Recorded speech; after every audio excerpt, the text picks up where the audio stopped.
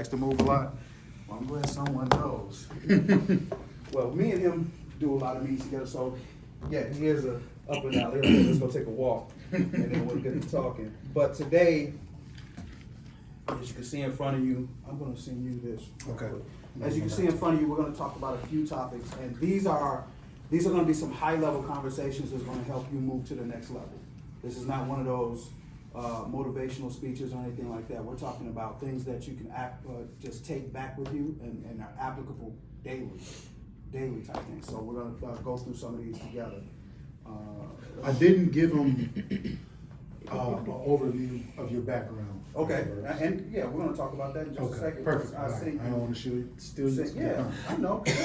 They're like, who is this guy? First of all, brother, because you just bring this random guy in here. We're trying to have fun.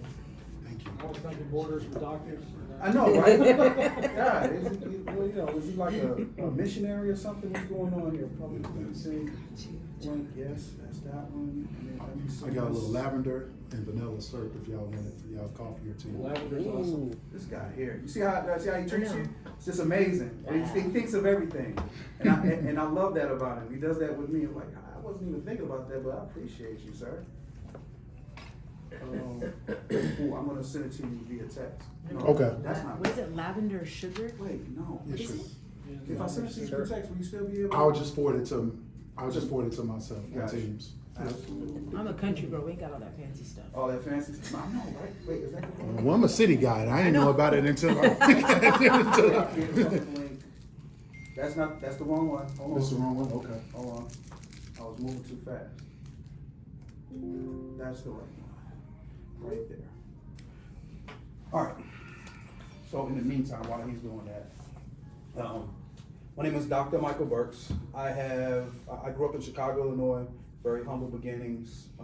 Really didn't have a bunch of high-level professionals in my life at the time. I think the only person that had a really great job was my grandmother for a very long time before she passed away. She was a CPA. And I really didn't know what a CPA was when I was growing up, so I just thought she had this amazing job on the 48th floor of one building in Chicago, and I thought she was just like rich. That's all I cared about. But it wasn't until I started living my own life and started exploring who I am and what I want to do until I started finding out, my gifts, my talents. In 2022, I finished up my doctorate. I figured if we're sitting down, why not do something productive with my life instead of sitting there playing Call of Duty till 4 in the morning? What I was doing. Maybe my son needs to be work. here. No, and I was doing that after my work. That was my yeah, because when you're sitting there and trying to write a dissertation, you're doing all this research, it'll wreck your brain. You know what I mean? But over the last 15 years, I've been outside of doing consulting in and out of corporate America. I've been doing leadership development talks all over the U.S. For people like Home Depot, just a whole array of people. Even overseas, I had a company in Croatia that I was talking to, and we did one over Zoom. But today, yeah.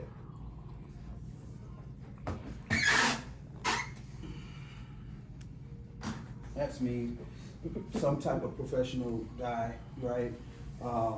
Today we're going to address some high-level challenges that face top-performing companies all over the U.S., but we're going to specifically think about you guys. I talked with my brother here, and I asked him some things that we would love to go over that can take you and your teams to the next level. So we're going to go over some of those things today. First of all, I want you to think about always being inquisitive. That is how most challenges are being solved every day. And we're talking about waking up, not even waking up in the morning, but the night before, right? Looking at your spreadsheets, looking at the optimization, looking at the boards, everything, and being like, okay, as of right now, what is the challenge for tomorrow, right? And that's how we're gonna get proactive about fixing most of the challenges that you'll face throughout the day. What's going on in front of me? What's happening tomorrow morning? And how do I fix it before the day even starts? How can I fix it before the day even starts? Who can I put in place? What can I put in place? And what systems do I have that can fix this before it even gets to me or any other person that it may affect their decision making? right? So these are some of the things that I wanted to go over, right? How do we get great at executing for our clients? And before we go forward, I want you to understand some of the wording and some of the things that you will say. I want you to come out of the thinking that we grew up in, that a lot of words are negative when we first see them. When I see words like deficiency, non-effective, things of those sorts, I see a way for me to improve. And I built that over the last 15 years. When I see something that says a deficiency in my work ethic or low performance, the first thing I think is, how can I fix that? I don't think about, oh, I'm having a bad year, or I'm having a bad month, or a bad quarter. I'm like, okay, what do I do to fix that moving forward? If you go into that thinking moving forward with this, it's always going to be, you're always going to be a high performer. You're always going to be thinking clearly. You're always going to be thinking ahead of everyone else around you. So when you see some of these words, always remember, we're trying to fill the gap. We're not trying to look at the gap. We're trying to fill the gap. If you look at the gap in a negative way, you're going to be depressed. You're going to be overwhelmed, and you're going to be overworked, because you're going to think about all these little things, right? Because we got variables every day, right? Many variables, and you're thinking to yourself, this challenge, that challenge, this challenge, that challenge, and now I feel like I'm failing. You're not. You just haven't filled the gaps yet, and we're going to do that today. So how do we get great at executing for our clients? How do we manage time and expectation with so many variables? We just talked about that, right? Like, how do I get the most out of my day with all of this going on? We got people that we got to manage, we got product we got to move, we have all these different variables. How do I get all of this in a space where it's working for me, not against me? How do I bring value to the team with high-level ideas that matter? How do I proactively come in with an idea about something that we're challenged with right now before he even knows, right? And I'm not just like, hey, we got this challenge. I mean, coming up with a solution. Hey, we got this going on. I was looking at the numbers. I came up with a solution that we could probably implement in the next 48 hours, 72 hours, 2 weeks, 14 weeks, whatever, that's going to fix this before it even affects us in a major way, right? We got to figure out how to be able to do that. And then how do we stay in a proactive state at all times? I love to use frameworks, and we're going to use one framework in variable different ways that's going to be able to put you in that space. Are we ready for that? Like a little bit? All right. So this framework right here, and I want to give you a background a little bit. I've worked in places where, like Bain & Company, things like that. So some of these frameworks are what high-level consultants use to manage multi-billion-dollar companies over the country. Like, we're talking about not just U.S. but overseas as well. So this gap analysis right here, we haven't even got to the paper yet. This gap analysis, this right here, you can do this. Excuse me. You can do this any day of the week, right? Target items. We can start the week off by putting 5 target items for the week, right? And then we put our current state. Where are we at? Right, let's think about, okay, let's say, and this one always going to come up, let's say he said, hey, we're at a 25% loss in this area, right? That's a challenge up there. So that's the current state. And then you ask him, this is how we get proactive. Where do you want to be? And how much time, right? And so if you said we're at a 25 deficit right now, what is the goal to reach, if any? Like, let's say we get that up to, let's get it down to 11%, right? In how many days? 45 days? Depending on the metric. But Yeah. Let's go with that. So let's go with that. So the desired state is get back down to 11% in 45 days. Now we have to figure out the gap. How do we do that? What needs to be put in place? Who needs to be put in place? And how fast? Those are the 3 things that, remember, we're always asking the question, who, what, and when? How are we going to get this done as soon as possible? So I want you to kind of think of this as a weekly thing in the beginning of the week, kind of tearing down your week and be like, okay, what do we got going on, projected, right? And you can see it from your dashboards, I'm pretty sure, right? Anytime you look at the dashboard, you can see what's going on throughout the entire week, and you can kind of project what's going to come up. You know your people, you know who's effective, who's not, who's having a hard time, who's not. You can kind of gauge where we're going with that. Am I correct? All right, so that's the weekly part, right? This matrix right here is what we're going to use to do a lot of decision making. It's called the Eisenhower matrix. Eisenhower built this back when he was running for president and doing all the stuff that he was doing, and this is how he became an effective leader to any space that he was in. And I want you to look at the matrix. So this area right here is always going to be where your intentional work is. Stuff down here is going to be distracting. And distracting work is not where we want to be at. We want to put ourselves in a place where we're always intentional. We're always in the midst of solving the problem. These parts right here, they're problem solvers, but there's something that we can delegate or automate to someone else. So this top right here, urgent and important. We always got to figure out what's urgent and important for the day, and those are things we do first. A lot of time, we know what those are. Those are things that we really don't want to work after.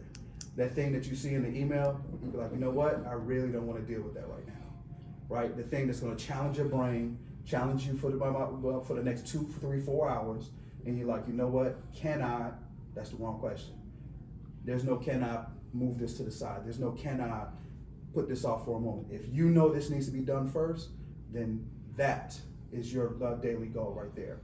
Because these things right here are in your face, and you're like, but I have to, and someone needs to, no. These are delegate and don't do's.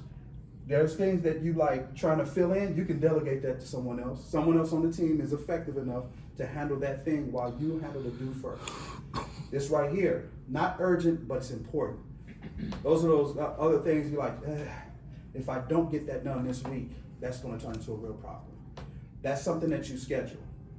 And you put that on the schedule and you stick to that schedule. You say, you know what, it's Monday, but I want to handle this on Wednesday morning. And I want to come in a little early to handle it. Do the schedule and stick to it. Because if you don't, it's going to move from here to over there every time. Of course, we talked about urgent but not important. It's urgent. It's truly not something that I need to put my hands on at the moment. Who can I identify on my team that I'm looking at that's being very productive, very important to me, and I can give them a chance to shine? Who can I give that to? And you give that person an email or even a call. One of the things that is great in leadership is sitting down with someone and talking to their face, saying, hey, I have a really important task, all right? This is something that I could be doing, but we have a more pressing issue at the moment, and I trust you to handle it. Can you do this for me? They're gonna say, yeah, every time. All right, here's the task. What do you need to get it done? And like, well, I need this, this, and this. All the resources are available for you. If you have any issue, please email or call me. I'm gonna be working on this. Thanks a lot, and move, and let them do their work. Don't sit over them. Give them a chance to shine. Because you picked that person, trust your judgment. You picked the person. You knew. Yes. Can I?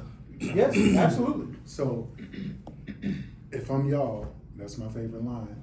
You should be thinking of what couple full-time order writers are your dependable people. Yeah. It makes sense? Like, you should know who they are. Yeah. Right? Yeah. Right now. And if they're not strong enough to handle some stretch goals, maybe it's extra stores, extra displays, or extra pictures, whatever, then we know we got to build them up. But we should be having those individuals who he's talking about in our head. Right? Yeah. And if I would love for you on the back side of your paper, write those names down. At least 3 people.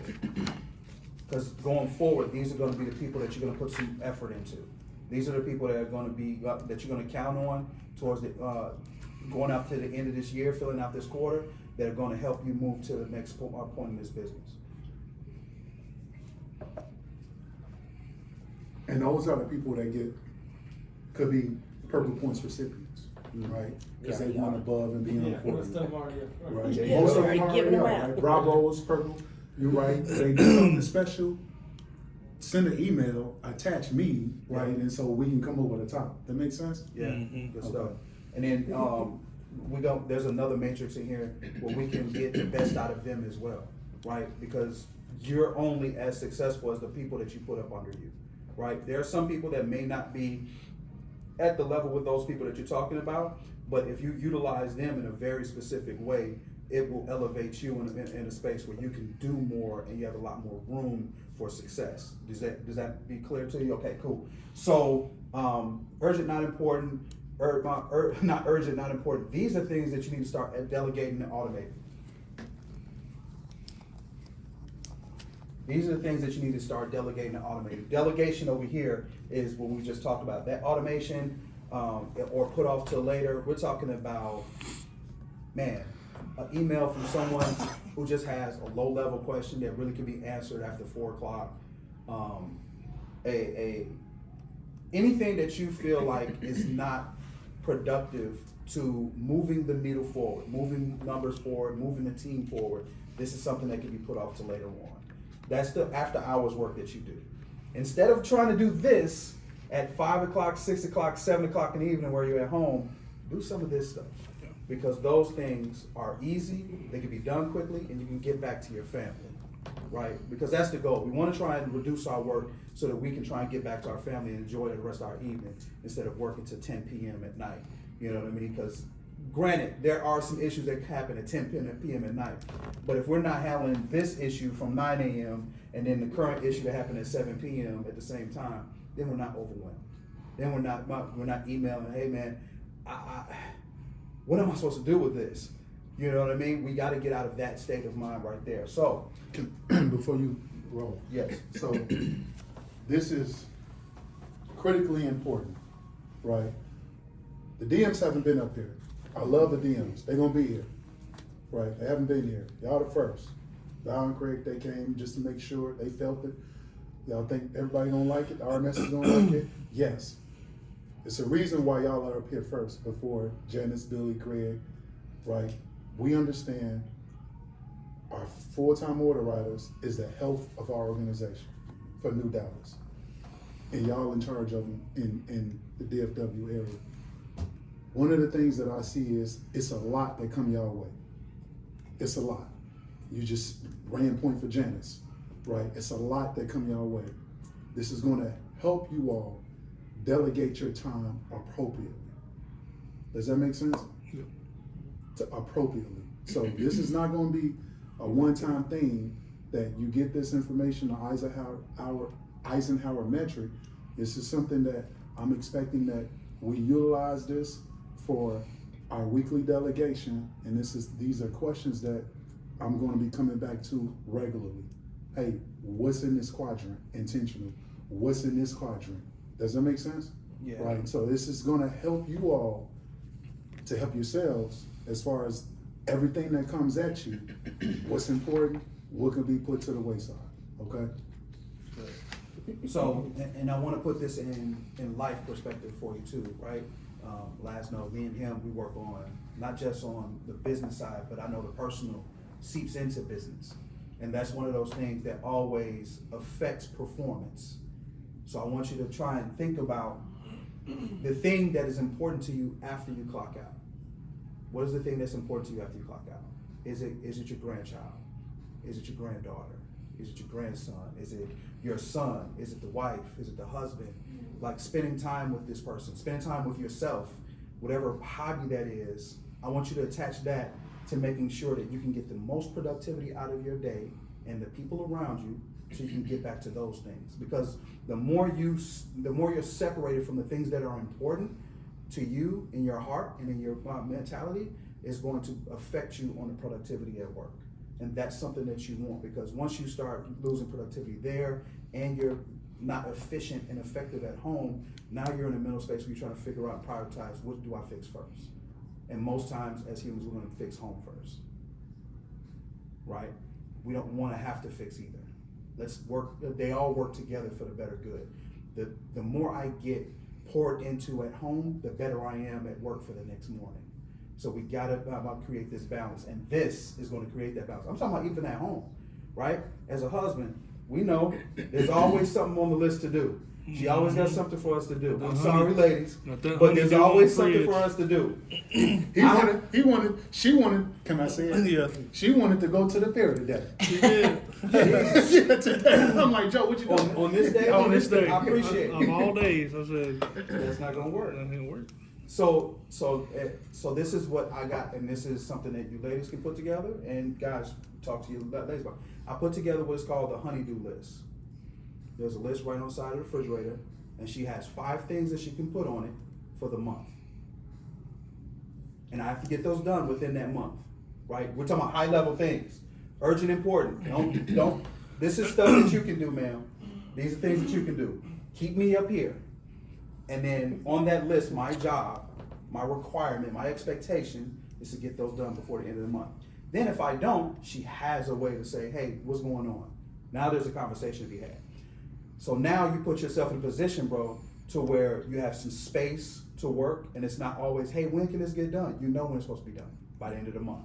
And then with you, you know that those things should be taken care of, and if you judge right and you chose the husband that you should have chosen, right, he should be able to get it done, right? And then afterwards, if it doesn't get done, we have a conversation, just like you would if it was an employee, right? This didn't get done. I want to talk with you about why this didn't get done effectively, right?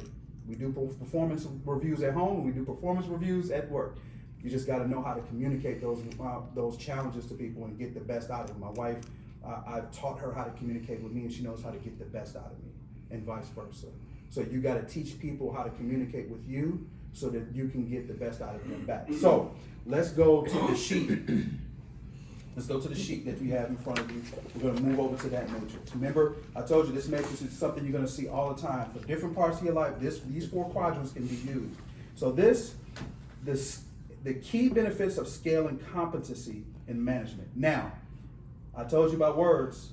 We hear the word competency, and the first thing person thinks like, oh, so I'm not competent enough to handle my business. No, that's not what I said. I said there's a gap there. That's what you should be hearing. There's a gap there, and we need to fill the gap so we can move to the next level. A lot of people use words, and we think of them on the forefront of our mind in a negative space. You see competency on a performance review or something like that, and the first thing you think of, so they don't think I'm smart enough. No, that's not what they said. There is a gap between you and being more effective. So the question is, what's the gap? What do you feel like how do I fill this gap so I can be more effective for you, right? And if that leader has been communicating with you properly, this gentleman here, then he understands how to communicate with you and say, okay, now that you're ready for that type of conversation, let me give you a few things. Now, it trickles down to you as well. So, create a competency matrix to understand your skill gaps. Assign 3 targeted tasks to address workforce deficiencies. And you see these words coming up, and they're them words that hurt the heart when you're at work because they sound bad, but they're really not. Align workforce capability to your short and long-term objectives. A lot of times those short and long-term objectives align with what you've already spoken with him about. Those are the things that are on your high-level list, on that quadrant, that big one, that trickle down to the people that need to delegate and automate. Build clear decisions for allocation of resources and talent retention. This is a conversation with him. This is that conversation with him. Once you've decided what's going on, now you've got a clear decision on what needs to go forward. Hey, I have this person. I want to do this, and this with them. These are the resources I need. Do you think you can allocate those to me? I'm pretty sure if he sees it's aligned with the goal and what we're trying to go, absolutely. Let me get you on the right phone call or email with those people so you can have it, right? But remember we talked about coming in with those great ideas. That's where those great ideas come from, because you've already went through this matrix and you're like, all right, I know how to fix this. Before he even sees it, before someone over him even sees it to tell you guys, you already seen it because you see the same data everybody else do. It's just how you're reading it. How are you reading the data? Are you reading it on your level, or are you reading it on a high level where you understand what the projection going forward is?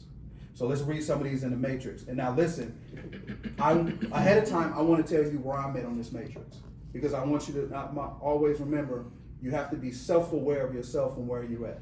This is not you all the time. This is you sometimes. In either one of these 4. Me, I'm in high potential, low performance right now with my business. Just to be honest with you, I'm in a space where with high potential, but currently underperforming.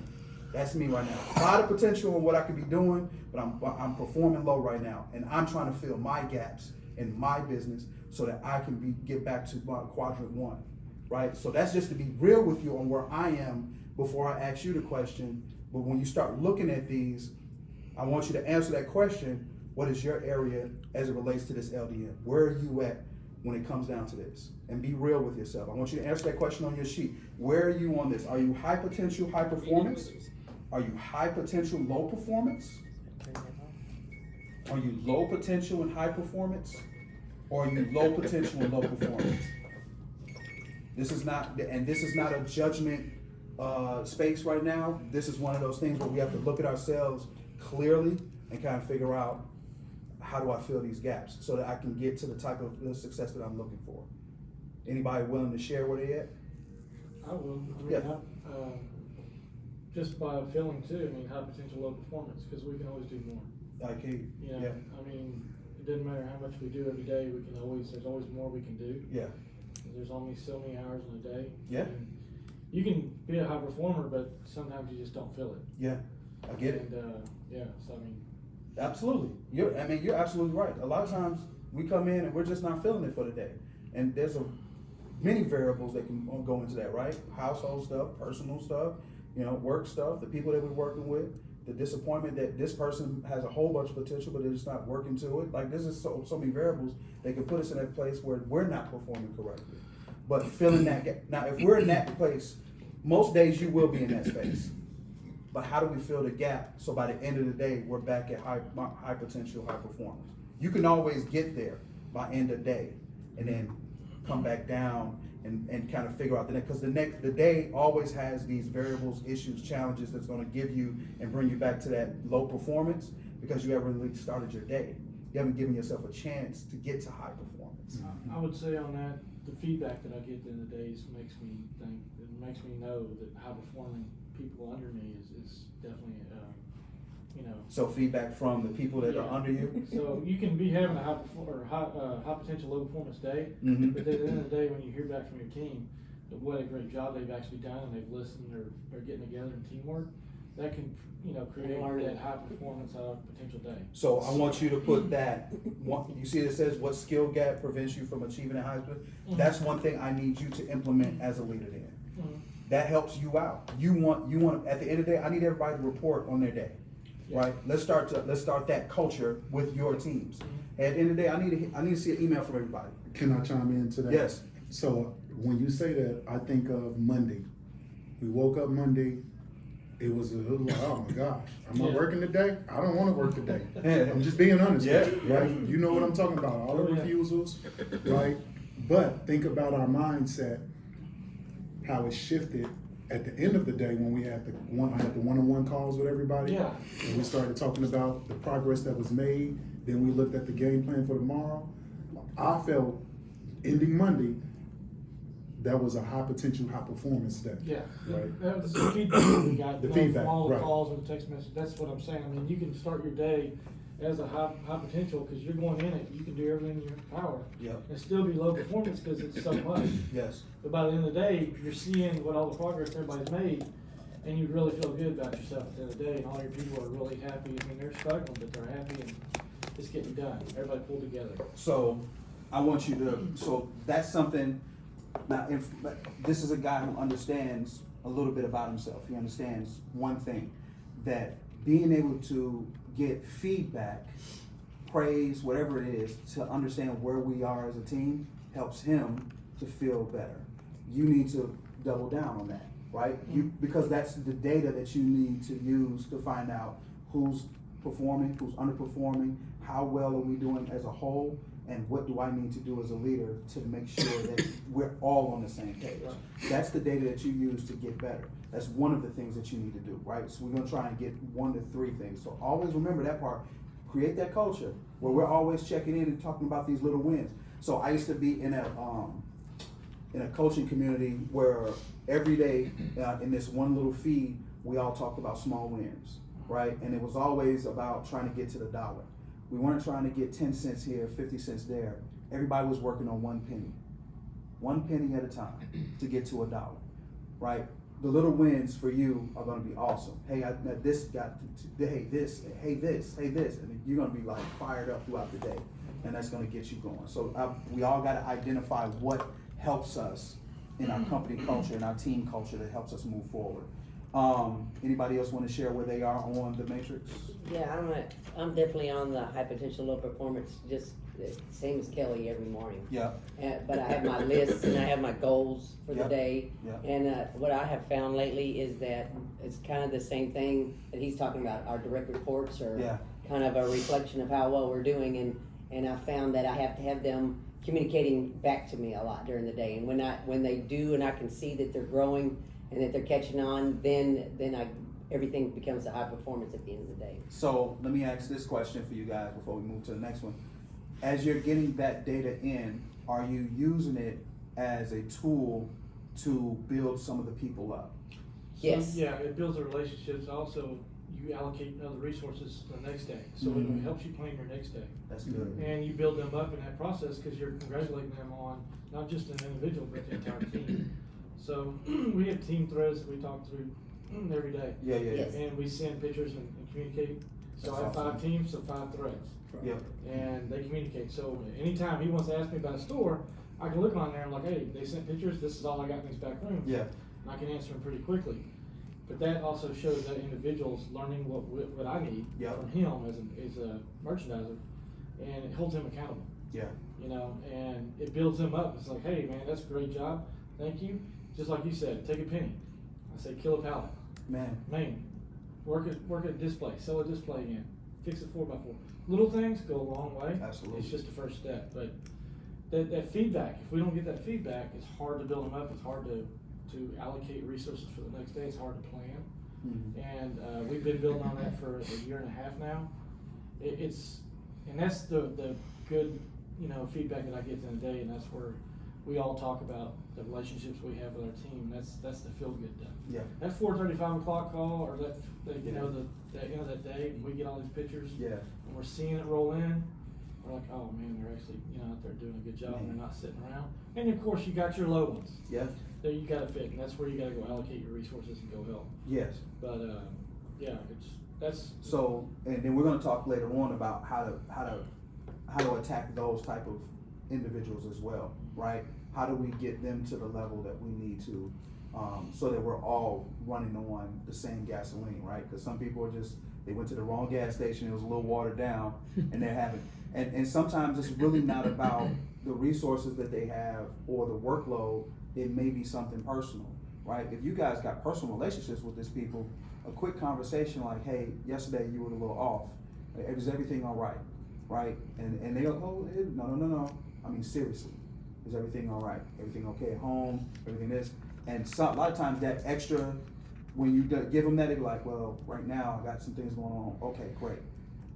I want you to talk to me about it later on after work. Let's try and get it out of your chest. Let's try and see if we can figure out how to fix it so that you can be productive at work, because I don't want this to affect you at work. I like when you're at a high performing level, you get a lot of things done for me. I want to keep you there, right? And we're always in the positive talk, not like, hey, I don't want you to lose your job or anything like that. I'm pretty sure you guys don't talk like that, but always speaking in a, you know what, I want to make sure that you're in a space where you're always feeling good about where you're at work. So let's try and figure out how to solve this issue if I have any input for you or any resource for you. So that type of in-depth relationship will go a very long way. Yes. Doc, can we take Absolutely. a few minutes To let her get it? I don't see sushi. This is a Wow. this, It's a private event, maybe. I know. I wish they Yeah. would put sushi on there. That'd be lit. that'd be Yeah, lit. wouldn't it? Y'all want sushi? Just- Oh, okay. yeah. All right. Yeah, ladies first. man. Kale and Brussels sprouts salad for me. The turkey club sandwich is good, by the way. So. How many times he been here? No, Turkey Club. I don't. Oh, I he's don't up want here the as turkey much club. as I am. I don't work here. If we're gonna be fair. In a good way, though. That's our guy. That's our guy. He said he can live here. Let me get the turkey sandwich. Turkey Club. And for dessert for you guys. Well, I want to try the hot crispy chicken sandwich. You wanna do that? No, I was just mentioning the turkey club is good. Alright. And then dessert, I want the cheesecake, please. Fruit, please.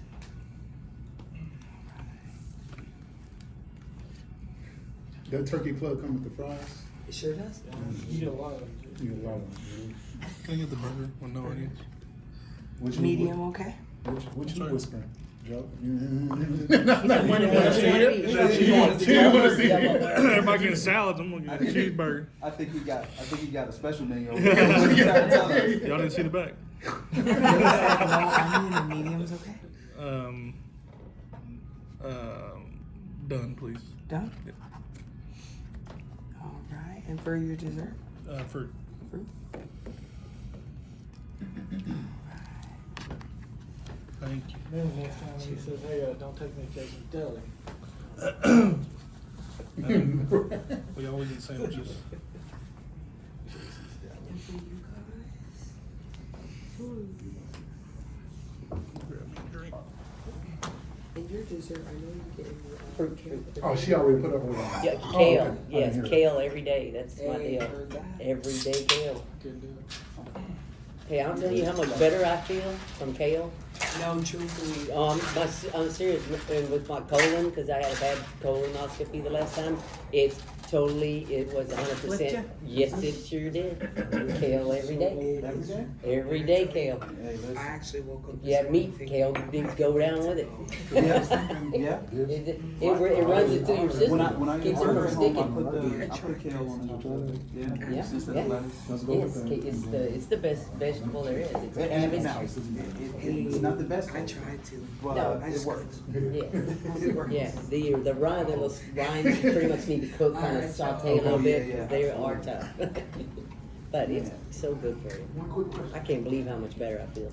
I know. I same thing. Like after the last 6 months of eating like differently with kale and a few other things, pulling some things out of my diet, I'm like, yeah, that feels good. Yeah, if you step back and then you eat something you shouldn't be, and you're like, oh God, what's wrong? And I Yeah. can't do that anymore. So I haven't eaten pork since I was 17. Really? And when someone gives me something that even remotely been close to it, Special treatment, huh? I, Yeah, we see the Bacon favorite touches kids. man, listen. And I've never been a kid that was like, I don't want this touching my food. But let me tell you something. If it's been close to bacon, please do not. Trying eat to it. Jeez. inspire the lowest I hear performing. you. What? Trying to inspire the lowest performing. Right now? No, I'm just kidding. Oh, He's low performing right now. I'm just kidding. Oh, man. We said he's been here so much. He said trying to inspire the lowest Oh, performing. yeah. We'll just talk our way through the last bit of this while food's coming. I want you to try and I think you were already writing some stuff down Yes. over there, huh? What are the skill gaps that prevent you from achieving your highest potential? Can we go, Back into the other one? back to To, going around the room? Oh, around the room? If y'all comfortable? Yeah. Yeah, so I think I fall in the high performance high potential, low performance. Yep. I know we can always do more on a daily basis, but just allowing those obstacles to clear your path for the day. Yeah. You got to overcome that. You got to find a way to stay on course. You know what I mean? So that's kind of something that we deal with on a daily basis. Yeah. So on a personal side, on your own, have you kind of identified what kind of starts that off for you? Were you having that low performing day? Like what is it, a person, place, or thing that puts you in that mental state where you're like, you know what? All of the above. All of the above. Yeah. So when we take a person, place, or thing, Start it's a person that you have to manage that day. A place, which is probably an account that really gets on, and then a thing is like this challenge that really just continuously happens on a daily basis. How do we remove this from this day? How do we extract Calls this? in. Like, Yeah. like this morning, we're here, but then we have somebody that's, in the emergency room, so I have a person that had to go to the emergency room this morning, and so I'm here, so that's where I feel like low potential, Yep. low performance, cause like I can't help them because I'm here, but, Well, just trying and to- think about it too. Even if you was out in the market, you still couldn't help her.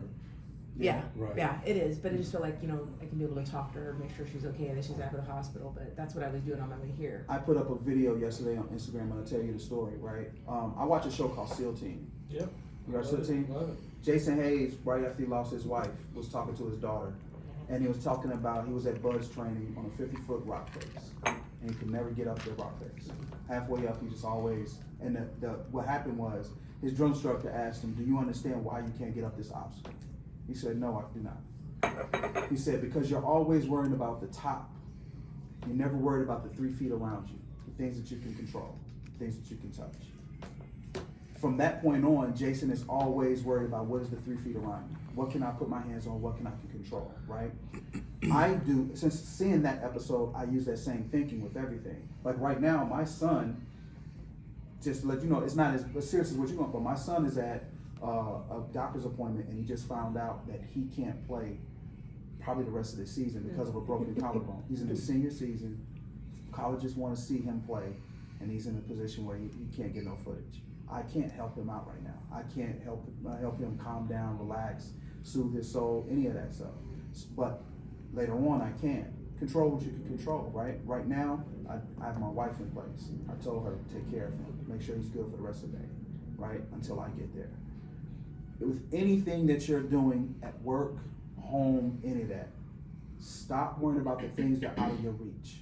Those things will stress you out. Mm-hmm. What can I control? What is the 3 feet around me at the moment? And focus on the 3 feet. Because sooner or later, if you worry about the 3 feet, you'll get to that child that needs your help at the moment and be able to give them the love that you can. But if you're not worried about it now, you won't effectively be able to give the love and support you need later on, because you'll still be worried and thinking about that thing from earlier, right? Because once you get there, you're gonna think to your head, did I effectively listen in that, and did I get everything I need from there? Or do I need to go back and look at notes? And it becomes a trade-off. You get what I'm saying? So focus on the things that you can control at the moment, 3 feet around you. And that's at work and all that. I mean, that leads back to you. That 3 feet, right? Let's look at the charts. Let's look at my teams. What's the 3 feet? And anything outside of my reach, I'm really not worried about. I'm really not about to put that on my radar. Because if it's at the end of the video, I told you, if it's out of your reach, it's out of your hands. Mm-hmm. So, good. And then we did you? Okay, good. Then so, I'll go. Yeah, I want to see. I know this guy already. We're down there at low potential, low performance. How many? Tell me how you. He'll be back here next I know, week. right? He'll be back here Where next you week. at, man? Yeah, he'll be back next week. Same. With everyone else. Yeah, high potential, low performance. I feel like I operate myself high potential, high performance. However, looking at the market, our results, some of our KPIs, F&D, DMI, we turned the corner on CPH, right? High as a market, high potential, but low performance right now. Okay. And so with you at the high level where you're at, this works both on a personal level and then on a corporate level. And that was like, you look at everything from a whole, like where are we at as a whole? And so I'm glad you were able to see that. Like you said, with me, it's this. And now as a market as a whole, I see this. Mm-hmm. For you, that's how this works. Because you have a little bit more on your shoulders, and you have 2 things to worry about. You have the bigger picture from a 3,000 foot view, and then you're on the ground level as well with these individuals trying to make sure that those pieces of the board are moving as well. So, using this matrix to find those decisions and move resources and everything like that is going to be effective for you. What is the skill gap that prevents you from achieving high potential on a daily basis? What is that skill gap? What is the thing that if you just did this, I know it hurts, I know you a lot of times don't want to do it, but if you did it, it will put you in that high performing, high potential every day. What is that skill gap? Turn my phone on. I hear you. Mine Could that be a thing? Is that really what can happen? Because are we talking about the personal phone or the business phone? Oh, it's the same. It's the same. Either one. Yeah. So I mean, that's just Now, we get so many data with calls. That's where you get sidestepped. You start locking in, like you said, you plan your calendar and you go to it, yeah, and then life happens or the day happens. I think the most frustrating with me and probably these individuals here is, like she said, she had somebody call out today. Well, you planned for that. I had to plan for something to happen today. I had 4:30 yesterday yeah, for today and plan that out.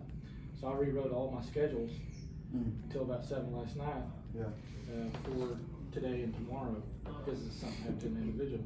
yeah, But that's where we plan and we plan and then something falls out. That's the most frustrating thing yeah, for us. Then we have to go back and redo what we've already done. yeah, That's where it sets you back to low performance, because then you're already you can't control it. You have to deal with it at the time. yeah, But then, like I said, every day I see the results at the end of the day. It makes me feel really happy and proud that my team's out there executing to the fullest potential.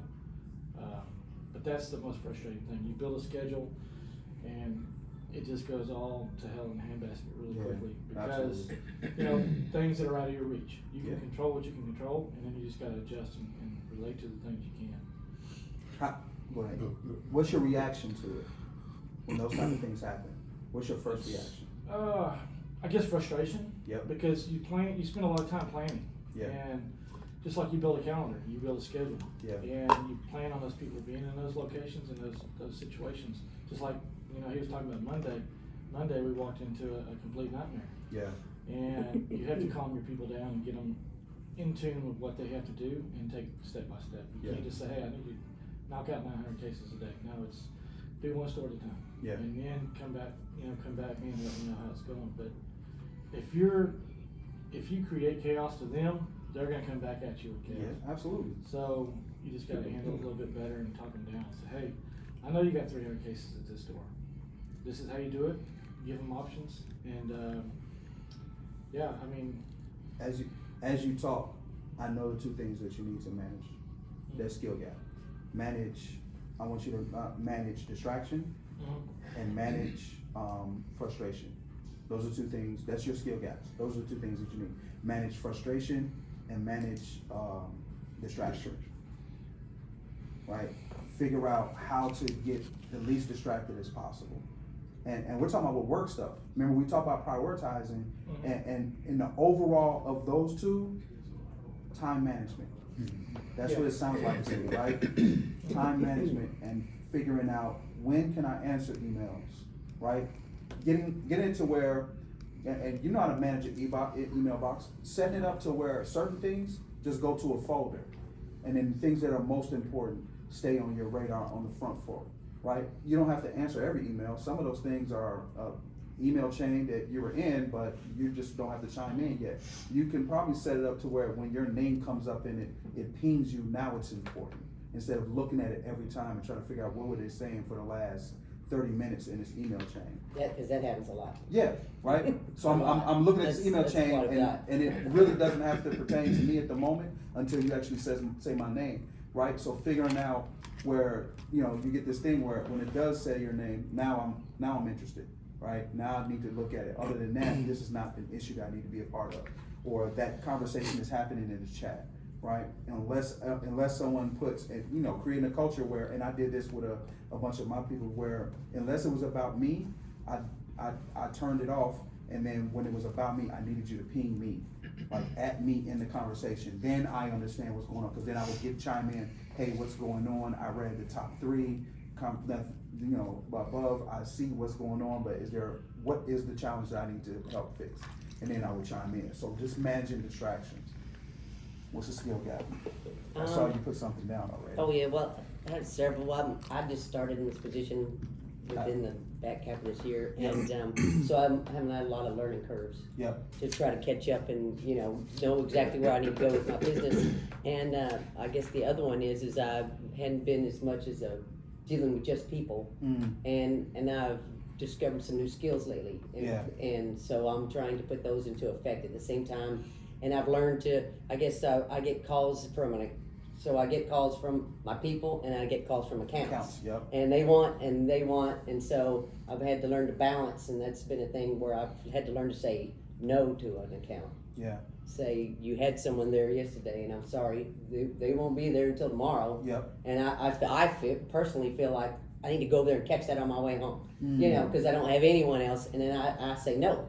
And so I've had to learn to say no, so that's been a hard thing to do. And then the other thing is dealing with the people not all the people are my people, are my direct reports, and I'm learning how to grow all these new people, because I had a lot of openings, and they're all news, and they all need you to help keep them in there for retention. And so I've learned new skills here lately, which I'm implementing. I have one rep in particular that he demands and demands and demands on his people, and he's not allowing them to grow. And so he sends griping emails all the time, gripe to me and the district manager. And so I finally had to sit down, and I replied to him because he mentioned my name, and I replied to him, and the district manager's like, but don't be, emotional. And I'm like, no, I'm not going to be emotional. I'm starting a new process where I build my people up and I show them to the store. I introduce them to the store Yeah. as they're going to do a great job, and that I'm now relaying everything they're growing in their strengths, everything to that other person, and I'm like, I need you now to respond back to me what you're teaching them, and how you're growing. Yep. No more complaining. We're going to show where they're at, and let's do a growth and allow communication to come out. And so he actually went and apologized to this one new person. Good. And she says, well, I was afraid, but I'm kind of glad it got brought up. And I said, it needs to be brought up because Yes. we're on a growth mindset here. We want you to step up, not feel like they're anything they Yeah. say when they Yeah. say something because they're demanding that they feel attacked, and then they don't perform. I So wanna- right now I'm trying to work that into my day. I wanna give you kudos for handling that situation in a way that was very productive, obviously, right? You saw the challenge, you faced it head on, right? Even Yeah. with a little backlash from up above, and you got a result out of it. Now, how do we keep that culture moving forward, right? That's what you need to, that's one of your gaps you want. How do I Yeah. keep the culture in my team moving forward that it's always growth mindset, not tearing someone down, right? Yeah. How do I completely keep that going? Yes. And then your upper management said don't get emotional, right? I'm gonna give you guys something. So I watch another show called Billions on Showtime, and it's based off, a lot of what they do is based off a book called The Art of Strategy. I don't want you to read The Art of Strategy, because if you did that, we'll put you in a very bad place. But I want to give you one of the tactics that they use for getting people to do what you would like them to do, right? On decision making, on how do you go about it. So, right? And it's funny how all these just come together on these matrices, right? So, you ever heard tit for tat? Mhm. Yeah. So,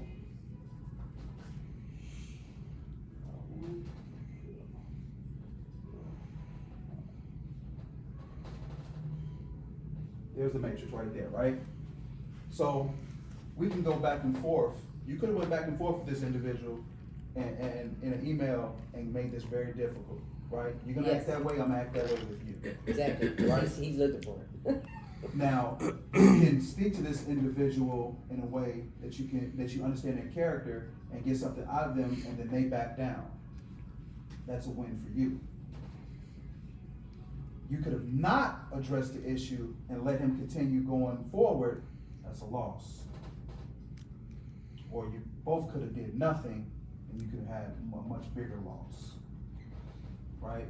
This right here is a null and void. This is where the win happens. How do we communicate with people to where they back down and I get the win? How do I effectively communicate with someone to get them to do what I need them to do so that things can look? Now listen, there's many ways to win. This could be a win too. If I did nothing and they continued on the upper management side, that's a win, because when they see it, now they're gonna ask you what's going on. I just didn't want to address it because this person is very volatile, and I wanted you guys to see what's going on. It becomes a win sometimes, because now you're addressing it without addressing it directly.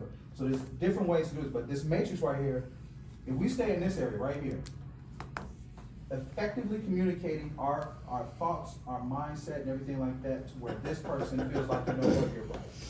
How do you do that on a daily basis? I want you to get that in your head. This is one of those things like, how do I effectively get people to do what I need them to do without them even knowing it? That's what the art of strategy is. That's what the hedge fund managers, that's what these people who make a lot of money, they understand people in a way where I can say something to you and you will feel like you won and you'll do what I asked you to do. Oh, how I talk to my husband every day. There you go. And then when you do something. There you go. Women, they know that they got the skill, they just don't use it at work. You know what I mean? But yeah, how do you do that with your child, with your husband, with the wife, with people at work? How do I effectively communicate with them to where they do exactly what I need them to do? With me? With him, right? How do you communicate with him to get all the resources you need without him even knowing? To him feeling like he won. Like, oh, you need all, okay, great, man, I got them to do. And when we look around, you're like, you know what? How did that happen? And then we looking at the numbers and looking at your region and all this stuff. You know what? I don't even care anymore. This person right here needs to be pulled up to a different space, a different management space, right? Because I gave them everything and they toppled out on this, right? So that right there. So 2 things: understand that matrix on how to communicate with people, and then the second one is for all of you, because you got so much on your plate, especially for a guy like yourself that was talking about the distractions and everything. I want you to buy this book called The One Thing. The One Thing by Gary Keller. Gary Keller is the founder of Keller Williams, the real estate company, but he wrote a book called The One Thing, and this thing, it helps you manage time and task and what you're doing as a person, right? A lot of times we don't understand that, and we're going off for just a second. It's horrible. That's just horrible. Did you see that? Yeah, That's horrible. It'd be wet. It's working. Ah, there we go. Look at that. See, you're already being a great leader. Jeez. Look at Motivational suggestions. that. Man, listen. You communicate with me, got me to do exactly what you want me to do. What you mean? I got you. I need a napkin. Look, she said, look, when she said it, I looked down to look for the spray. I was like, oh, there it is right there. Like she's using the tactic already. She's like, yeah, sir, just be smarter than the object and get the spray. So, what you guys need to understand is that your life is like a tree. Let me bring this around so that you can see. Your life is like a tree. Right? Wherever you're rooted at, that's on you. Me, I'm rooted in my Lord, my God, right? This is where it comes from. That's my spirituality. This bark is me. That's who I am as a person. Everything you do is a branch of you. And all of those things should be bearing fruit. Husband or wife, father, employee, right? And whatever else that you want to put over here. But those things are different. When you're in that branch of who you are, you need to be 100% in that branch. You can't be thinking about work while you're sitting with the husband trying to have dinner with him. Because that conversation is not going to be productive. Because you're thinking about something else and he's talking to you about what his day was or what should be happening when coming home. Or when you're at home and your son's like, hey, I want to talk to you for a second, or your daughter's somebody I want to talk to you, or your grandchild's somebody I want to talk to you for a second, you can't be thinking about the next day and what needs to happen on team. You need to be 100% inside that person. Because if you don't, it will not bear fruit. How are you going to be an effective father, effective grandmother, all that other stuff, if you're not 100% in building fruit in that space? Now, when you see that, I told you, life and business, right?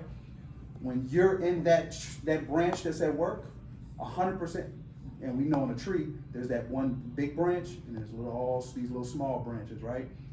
That branch that says your job description, all those little branches need to bear fruit, or you're not an effective tree. How do you get them to bear fruit for you? All of this, what we're talking about now, is how they're going to bear fruit for you. Every last one of them. Some of them will have ripe, sweet, amazing peaches come off of them. Some of them will be pretty good peaches. They go to that region over there, right? We all know that people, they give great fruit to this one region, and then they give the semi-good fruit to another region. We're trying to get the best out of each and every one of them, because everyone's not at 100% every day. But if they're at 50%, can I get 100% out of that 50% of them? Most people don't understand that. Like, okay, you're not at 90% today. I understand that. But I'm going to get 100% effort out of that 90 that you're in today. And I need to figure out how to do that, effectively communicate with someone to get out of them that, right? So let's go back here. What are the 3 most important things? And I want you to always get to the 3 MITs. 3 most important things. One last. Can Yes, we sir. Finish. The last one? I'm sorry. Yeah. The skill gaps? Yeah. Yes, my bad. Who was next? Skill gaps. What you think are the skill gaps? For me, skill gaps. Give me one skill gap No, I is had gonna it, help and you. then you started talking. I'm sorry. No, I'm you're sorry. good. You know what? I'm gonna. I'm old. I do forget things. But, I'm with you. Wow. Give me It'll come back to me. You sure? Did you I do got yours? you. Yeah, I think for me, it's focusing, right? Focusing. Maybe that's it. Yeah, you know, she's seeing it, you know, new enroll.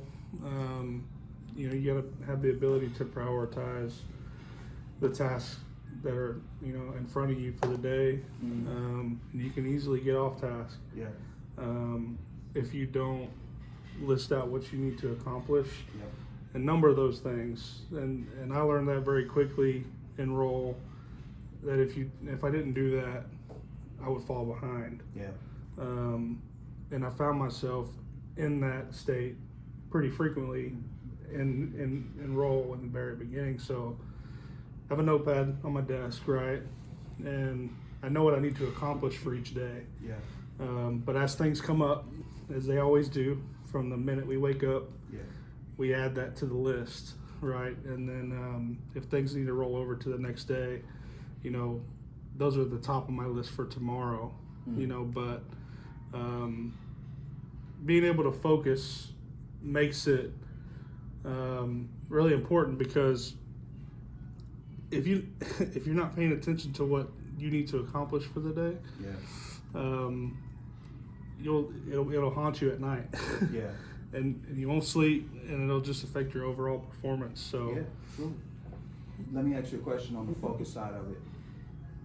What's distracting you? A typical day, like if it was yesterday, what was distracting you from the bigger goal? So my big goal yesterday, let's say for instance, was writing schedules. Mm-hmm. We had a resignation Yes. yesterday. Okay. Created an obstacle. Yeah. Figured out how we could cover that.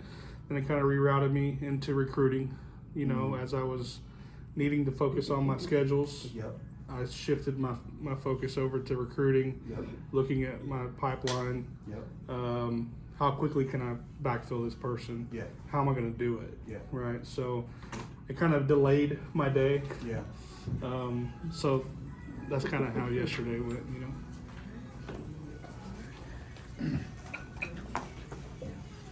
I'm gonna give you some stuff, and then we'll head over to we'll do some lunch, and then we'll finish up afterwards.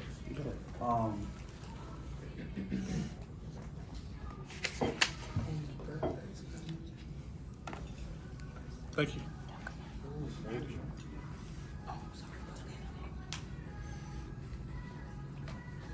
For your focus, we did that matrix earlier, right? That's gonna be highly beneficial for you, highly. Since you have a thing where you'll start prioritizing something else, if it comes up, you gotta stick with that matrix, Sure. right? Because in your mind, you're like, oh, I need to fill this gap now. You didn't have to fill it now. Right. The gap was getting these schedules together so that I can focus on finding good talent. Because you can't find good talent if you're focused on the schedules need to be, and vice versa. Mm-hmm. But you feel like you can do both at once, which is okay. I understand. We all of us feel like we're Superman, right? We grew up thinking we were Superman. We love being superheroes, but you're not. You gotta understand you're Clark Kent on a daily basis, Yeah. right? And Clark Kent has a few limitations. Your limitation is you can't be in two places at once. Right. So now you got to tell yourself what you should have done when you saw that and you saw that regulation. You're like, okay, that needs to be filled. Urgent, not important. Urgent, important. Yeah.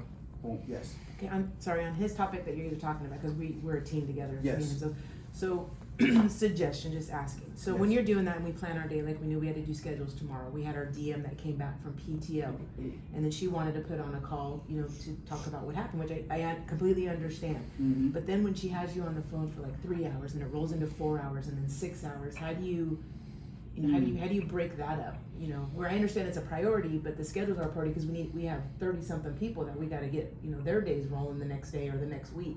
So trying to put that in a priority, state. Time management a lot of times doesn't have to involve you. You can roll that up to in a text. Hey, we're really like rolling past time on this meeting, and it's cutting into some things that I need to do that are very important. Could you chime in on this? And I'm sure he'll come in and take care of business, right? A lot of times managing time for a lot of people doesn't involve you putting your hands on it. And now it's time to get someone else to come in that can come in and do what I would like to do, which is like, could you please shut up? Right? Listen, just to be real, there's someone else. There's someone else that can tell them to shut up in this, because we got people that need to do things that are way more important than this rambling on that you're doing, and that's him. So if you sent him a text like, "Hey, we've been on this meeting that should have just went an hour, and we're going on 4 hours here," you think you could step in and kind of, and his job is to come in and be like, come in on the meeting. Hey, everybody. So we're gonna wrap this up. Are you done now? He does his thing, and then you're back to work. Sometimes you gotta take your quarterback out and put another one in. So, okay, she opened the door up. This is a safe room.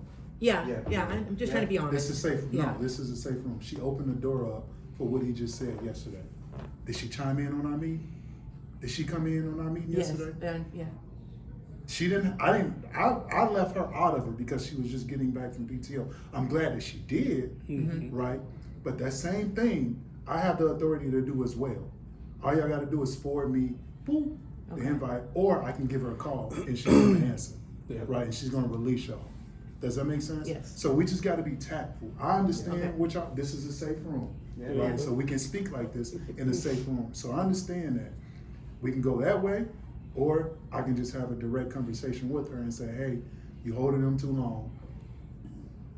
I got feedback that I used to hold y'all too long, and sometimes still do, and probably will do later. And we tell you, right? yeah. Yeah, y'all tell me, right? And it's the same feedback that can go to her, like, hey, you scheduled an hour call, it don't need to be freaking 4 hours or 3 hours, because it's pressing y'all behind. You got stuff on that tree that you need to get to as far as family. Does that make sense? Well, cause we didn't get our schedules done, so then it's we're working Then it's 6. Then here I am scheduling an impromptu meeting 2 hours later. Kelly, I saw you text. You're like, I didn't know we had a call. Like, well, you do now, right? So, there's a couple ways to go about that. You can utilize him, or if you just want me to have that, because I'm tired of hearing about it. Not from y'all, but I'm tired of hearing about that offense of it's the same thing. She's keeping y'all too long. So if you want me to chime in, I can. If you want me to have just a one-on-one conversation, I can do that. Or the other way, I get her attention. How do you feel about after 5:30 calls when you're taking your son to practice? Do I have 5:30 calls with y'all? No, you don't. I'm just asking. No, I'm just asking. No, you so don't. if I'm not doing it, Safe I don't. room. Yeah, it's a safe room. He So gave me one, but he was giving me a job. that's I was getting a promotion. Right. So Yeah, I like that I don't do it to y'all. I don't do it to any DM. It happens to me, but just because it happens to me don't mean I put that same thing on y'all. Right. So I don't like it. Okay. I don't. That's y'all time. That's y'all time. Yeah. Y'all already getting hit up 5, 4 in the morning. So after 5:30, I can put a squash to that too. Okay. Yeah. It's really just about, and we talk tech, right? You get that notification, then you respond back with him in the email, hey, I'm in the middle of doing this with my son, I can't make it to that meeting. What's she gonna do? What this person gonna say? No, I need you on this meeting with him inside the email? No, that's not happening. She gonna see him in there, be like, okay, well, have a great day. She'll be upset, but who cares? She have an attitude. But this is my thing. I'm walking on And remember, we're talking about this. And I'll say this: some people need to understand that this is not my entire life. There are other things that I have to do that were already on schedule before you thought you was going to have a meeting with me, right? So if I'm already on schedule with something else, unless it's absolutely important, it's a fire that we need to take out, I'll talk to you later. Matter of fact, if you need to, send me the notes on the email. That's all. That's the type of thing I would do. I would say, hey, I can't make it to that. I have something scheduled with my family. If you can forward me the notes to that meeting so I can look over them later, that would be awesome. Thank you so much. With him in the email. Done deal. That's it. Because now, if it was a priority, he would chime back in, hey, we really need you on this. Then it becomes a priority. But unless you hear from him that's a priority, then that's the response that you give. Remember, making sure that you get what you need out of people. Right. Me putting him in the email gives me the upper hand because now I'm putting him in position to respond the way he's supposed to. You don't have to say anything. I put the guy that can respond for me in there. You know And what I most mean? times, that'll be it. That'd be it. I won't even have to respond once Yeah. you CC. But, oh yeah, no, 5:30, because that's not the culture that we want. 5:30, 6 o'clock meetings. Right. We don't do that. Because it puts this person, and I'm gonna let y'all eat, it puts that person on the radar now. Because why are we having 5:30 meetings when we had a whole work day to happen? What are we talking about at 5:30 that didn't get taken care of earlier on? Now he's like, so why are we having 5:30 meetings? What's going on? What did getting took care of in the regular work day that you gotta hold up my people after work? Now, you've gotten them in a position where they have to answer some questions and you can enjoy the rest of your evening. Thank you. Okay. All right, you guys eat, man. Sorry, I didn't mean that, but Is yeah. that No, no, good? yeah, absolutely. They're like, we got a lot out of this I am meeting. not hungry right now. I ate such a big breakfast. sure? Don't do that. All right, It's calamari. No, I know how he. Where's the I might get on. Oh, restaurant, I'm sorry, I didn't give It's you. all right. He does that. Right here. Go, keep straight, and it's gonna be to your right. Okay, cool. Yeah, you're gonna see the men's restroom first, and then keep going down. It says your wife Push. all over it. Oh, okay. Another door. Yeah, keep straight, you'll see it on the right. He does that too. So we do that to each other. Like we were sitting there having a great conversation, and the person kept coming in like, "You guys hungry?" And we're both like, "Nah." And she's like, "Are you sure?" And I looked at him. He looked at me like, "You know what? A burger would." You know what? Let me just go ahead and get this. Because we thought about how long we were in that room. We were in there like 2 hours. We was in that talk, yeah, we was in that good. And we were like, you know what? We might as well Yeah. eat, man. Jeez, we ordered burger and fries, and afterwards we was feeling like too full. Like, come on, this is not what I'm doing. And he had to go to the gym afterwards. Too. He's like, I don't know. He was if I'm smart, gonna he make got it. his the morning of, so Yeah. he was fine. Oh my goodness. Yeah, that morning was crazy. We did another morning like that. Yeah, with just all calisthenics on the hill over there by Trinity. But, oh, he took you to the hill. Bro. He took you to the hill. Yeah, bro. I'm like, come on, man. He took me and another guy to the hill. To the hill. Oh, it's crazy. I'm out there running, and And then he it get was on like his- 107 degrees. We on that no, hill. no, I'm not doing. Listen, we drive at 6 a.m., sir. I want all that breeze. Give me that. I'd rather be in a rocky, with the rocky hoodie on and scarf and everything. I'm not trying to be hot in Dallas. with Thank all you. that. We got a common friend. He's a awesome guy. Yeah. He's a trainer. That's not his day job, but he's a licensed trainer. And so he uses them in the morning, and I use them in the evening. Yeah.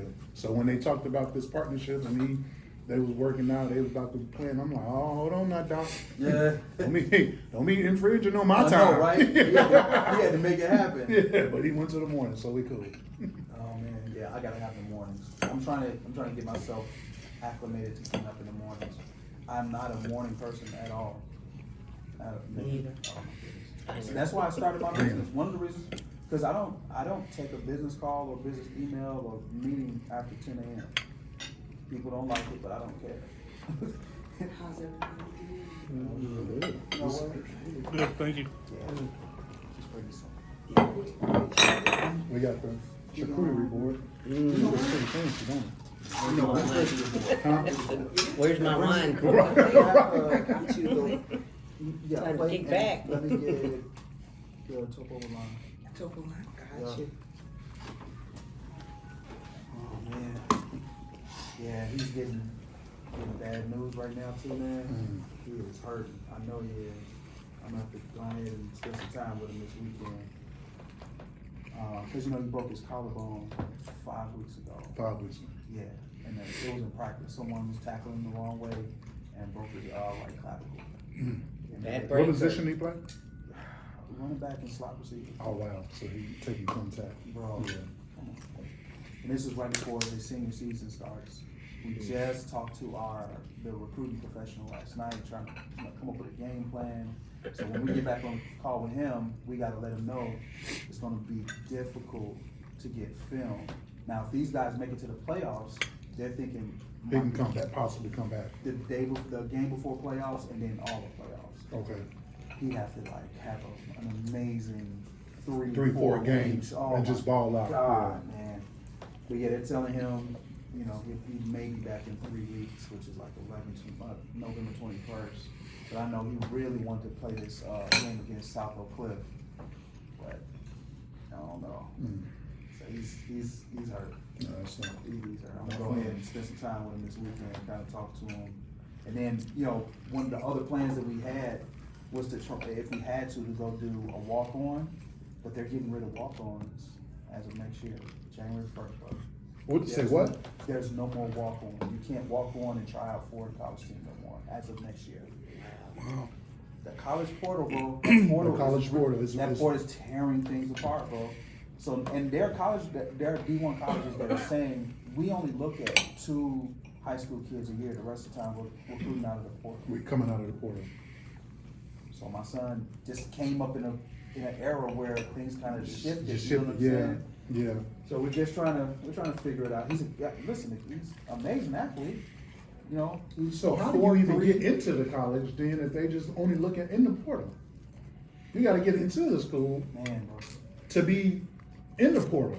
You see what I'm saying? We're talking about grades got to be phenomenal, right? On top of just having the right connection at this point. Yeah. Now you got to know someone, so you can send them the video. So you can, like, so hey, they can send it. Yeah. Yeah, you got to talk. So luckily, I'm in this space where I'm doing they told you like the NIL deals and stuff with the collectives and stuff like the CU and stuff. So I can kind of maneuver, but him without no film and all this other stuff in the way, it's going to be a challenge to get him where he was. But I love the fact that he wants to take after me as well. So he's taking business classes. Okay.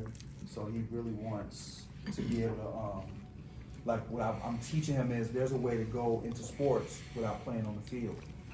And he understands that. So if it comes to the point where he doesn't make it on the football, we'll go the route where he can go and play, do something in the NFLPA or do something. Still be in the space. Still be in the space, right? Maybe he can be a college recruiter or whatever the case may be. But he wants to be on that field badly. I'm gonna try my best. Sports medicine. Sports medicine. Sports medicine, yep. I have a friend of mine who does that.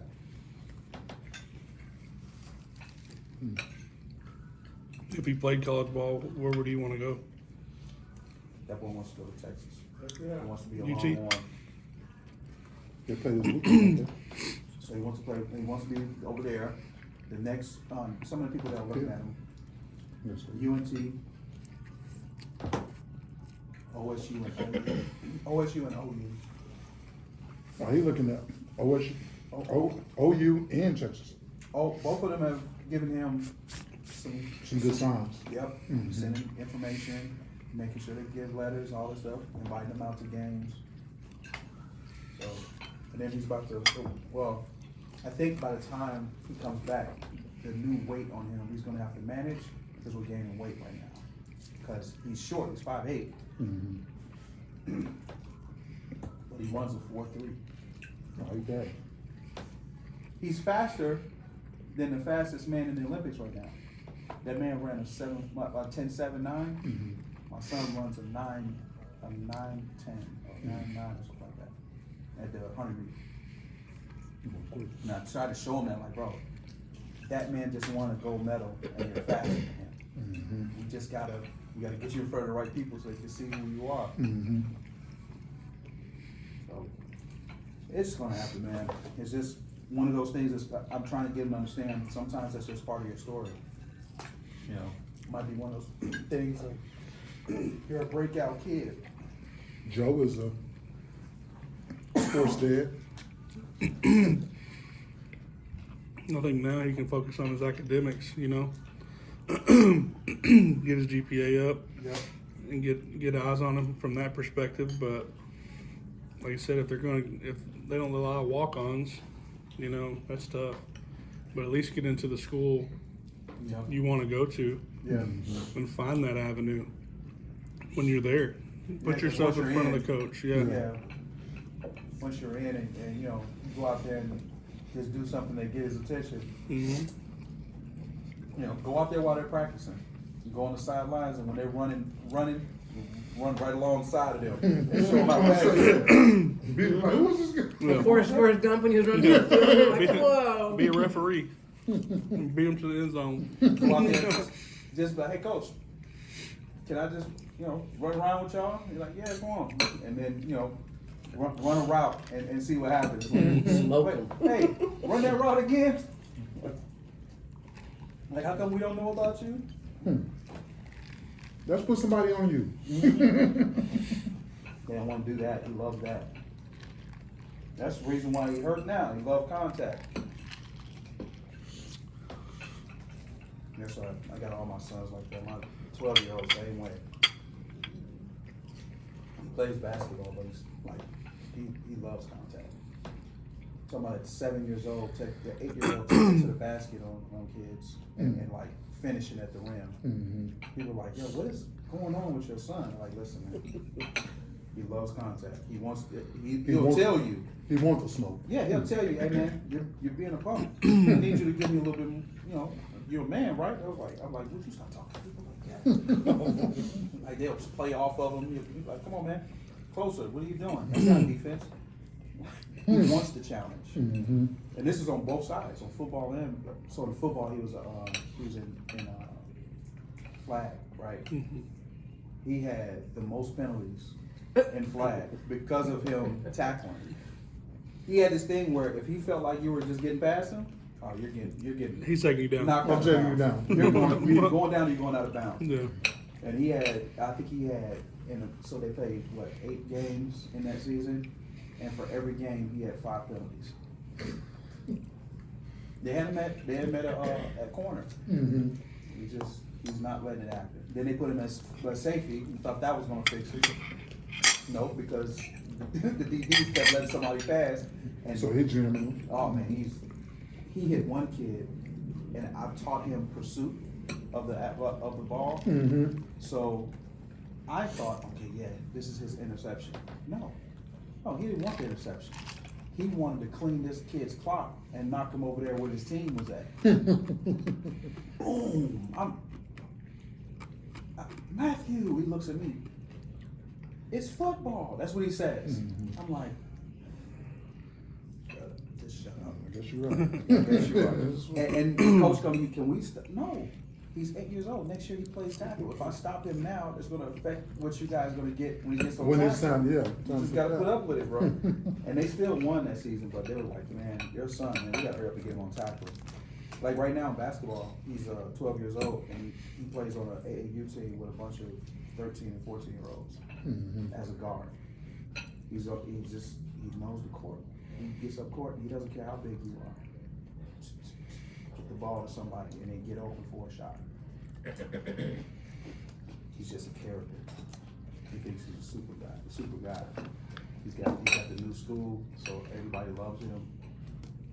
All the friends, all the girls. Oh, yeah. Yeah. Well, that's good. Oh, more than good. Mm-hmm. He's got like, listen, man, this is a 12-year-old boy. He's like me, which I can't take away from him. But come on, bro, you're 12. If his guy's like, hey, let's get on the call and talk, he's like, yeah, I'll talk to y'all later. And then he gets on the phone call with 5 girls that he know at school, and they're on the phone with him talking. He's got them laughing, giggling.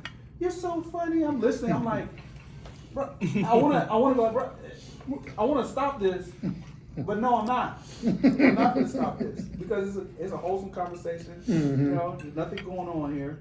Talk to y'all guys later, man. I'll talk to y'all guys. Y'all ain't talking about nothing but Call of Duty. We were at the game, and his buddy shook hands like, hey, I got a seat for you. He's like, no, the girls, I'm going to go down here. And he went down there with like 3 girls who were waiting at the gate for him at the game. Matthew, you come, can he sit with us?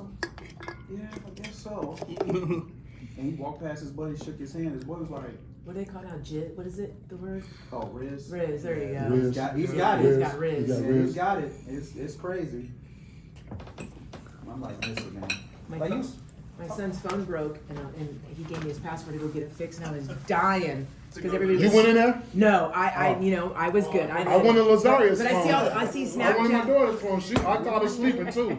She was, yeah, go ahead. My bad. Go ahead. Yeah, so I saw all these girls were snapping him, and I wanted to look so bad, but I was like, no, because he hasn't done anything to break my trust by all means. He's a great kid, but once you look, yeah, there's you nothing can't take it can back. do. There's Yeah. nothing you can do then, because So- you know then. So with my boys, we have a really great relationship. I can look in their phone, the password that was made on that phone is the one that I gave them when it first came. And if I picked up the phone at any point in time, looking there, it's fine. Because they know from what Dad told them, we're not gonna disrespect anyone in our conversations or anything like that. So all the conversations are pretty wholesome. Of course, you know, I like you know, can I get a kiss? All that crazy. But all that other stuff that some kids are doing these days, none of that. So, well, my 17-year-old, we had to have a talk. Because he's from Chicago. I told you my son from Chicago, the football player, he's from Chicago. And I had to take him up here from his mom because she was just giving him way too many freedoms. And he had already had a piece of a female already. And I was like, nope, bring him here. Because if he already got, his mindset is now, I'm a man now. Right? Because once you get in that space, when you've been laid down with a woman, now you think you're a man. And so, you know, he's got that. And then these females are a little aggressive these days as well. They're not like what we grew up with. You gotta come to my games I work at. Oh, man. UNT. Oh, yeah, UNT. They barely get out with clothes on. Oh, I'm like, dude, why no are way you I look dressed that. like this? Yeah. Like, what's going on? But the parents get out right behind them. Right behind. And That's the problem. and That's the problem. That's what I tell a lot of people. I'm like, listen, it's not her fault. Because if you had a true parent, you would not walk out my house like that. Like that. Because you're going where? No, you're not. We're about to, either you're going to change or we're about to have a one-on-one WWE wrestling match. And I guarantee you I'm winning. Like, but, yeah, I had to get him because he was on the phone and this girl that he was dating, she was real aggressive. She had way more freedom than him. Okay. So she wanted to get him alone. I'm like, nope, we're not doing it, bro. That's the one. It's always that one that gets you alone, and then next thing you know, You're in trouble. you're in trouble. No, sir. Stuck for 18 years. Man, I told him, I said, listen, this is not, and not this early. Get stuck later on. Right now, you focus on school and everything, but this girl gets you alone. I guarantee you, brother, you're gonna be in a bad position. You're gonna be at the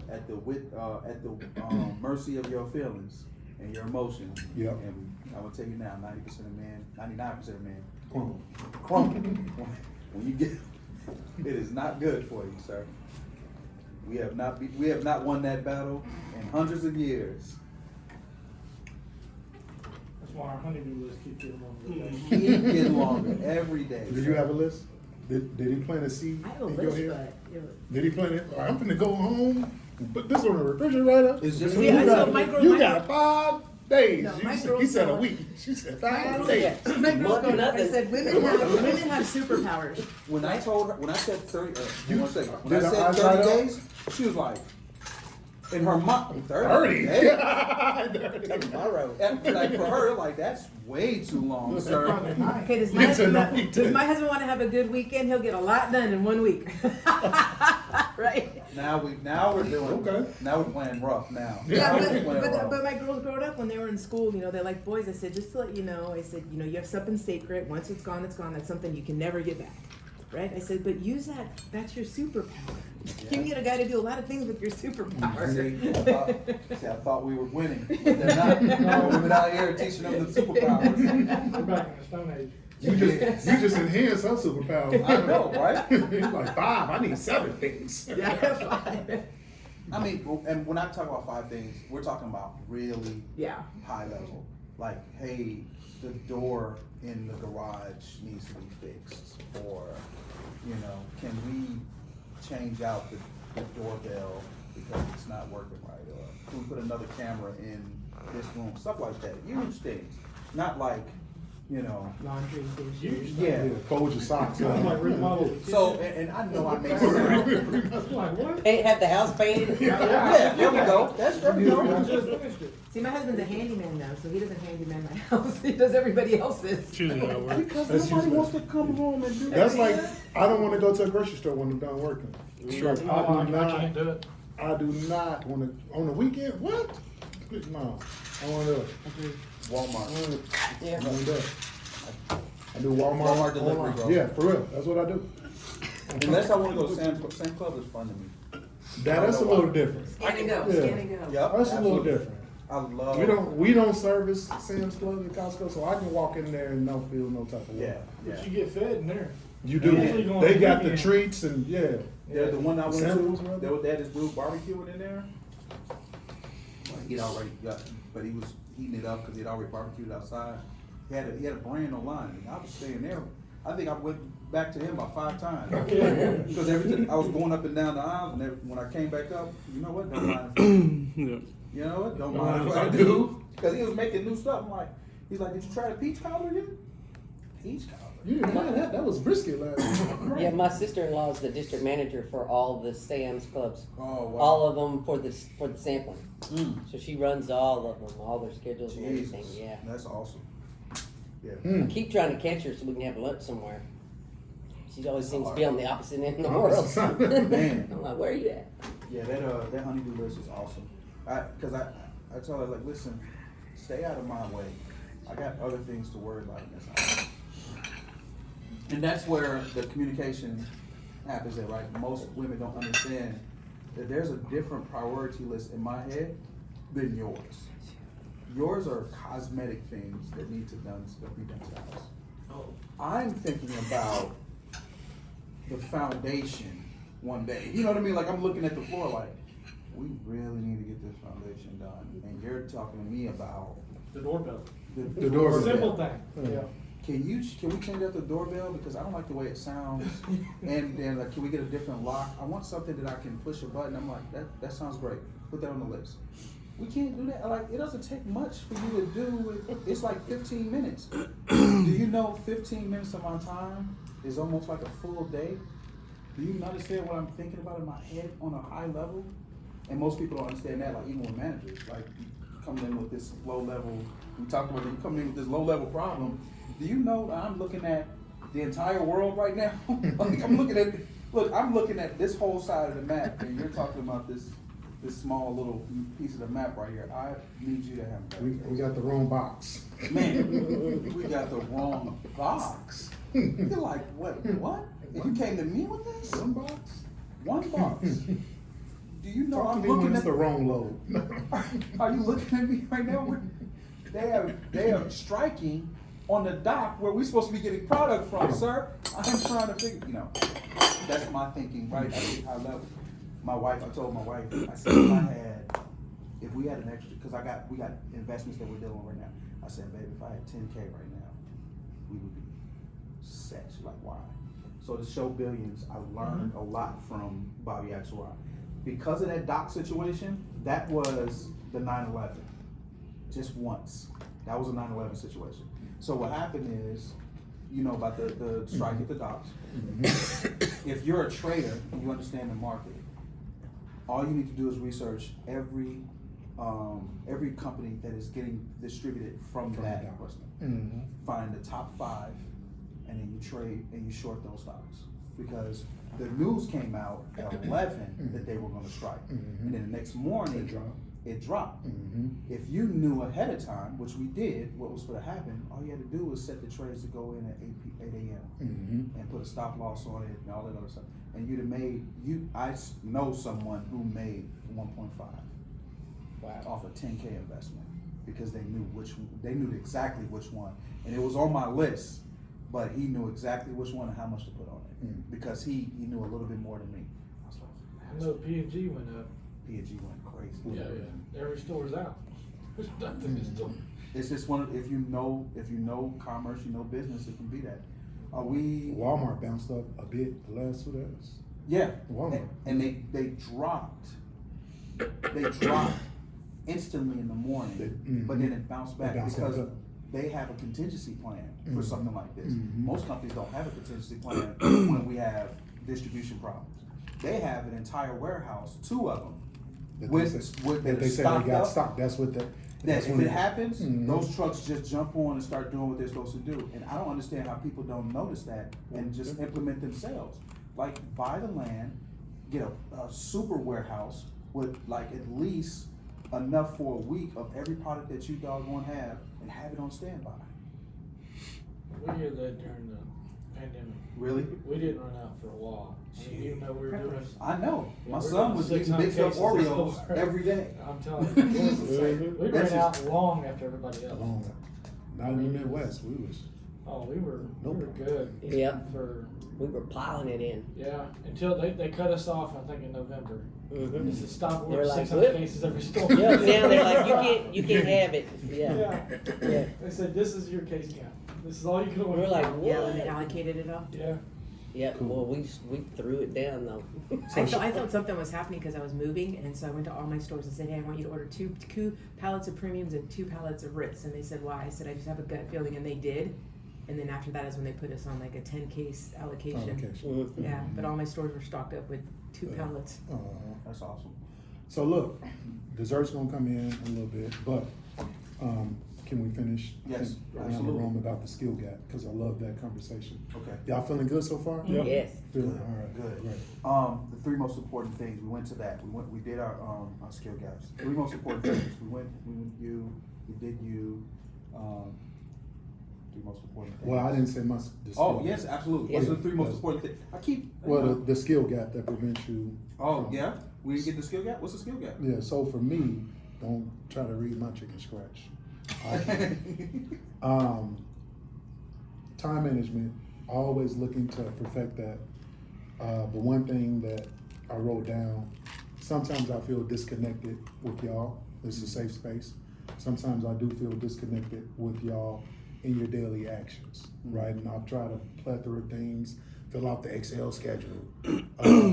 Let me know what your weekly schedule's gonna be. A lot of templates, boss. A lot of templates. Yeah, and so I've scaled back from that. And so now it's, one thing I do want to have an understanding is I need you all to utilize your Outlook calendar more, right? Because that'll be my way that I'm dialed in with y'all. Does that make sense? So coaching Joe Tamez at what territory, whatever. That way I know you're with Joe coaching on territory 2782. So when I have a quick phone call with y'all, hey, how was that coaching session? Right? So utilize your Outlook calendar to guide your day. And I want to be able to try to protect your day as well. But if I see a bunch of open spaces, Yeah. that's not a good sign. Does that make sense? It's not a good sign. So is that a commitment we can make? Yes. Yeah. Okay, Let's great. go. Yeah. Yeah, I think that's a great way to non-verbally communicate what it looks like, what my day looks like, from both ends, right? Because you can see his and you can see yours. It's like, okay, I need to talk to him about this, but as per his schedule, I can't do that until this moment.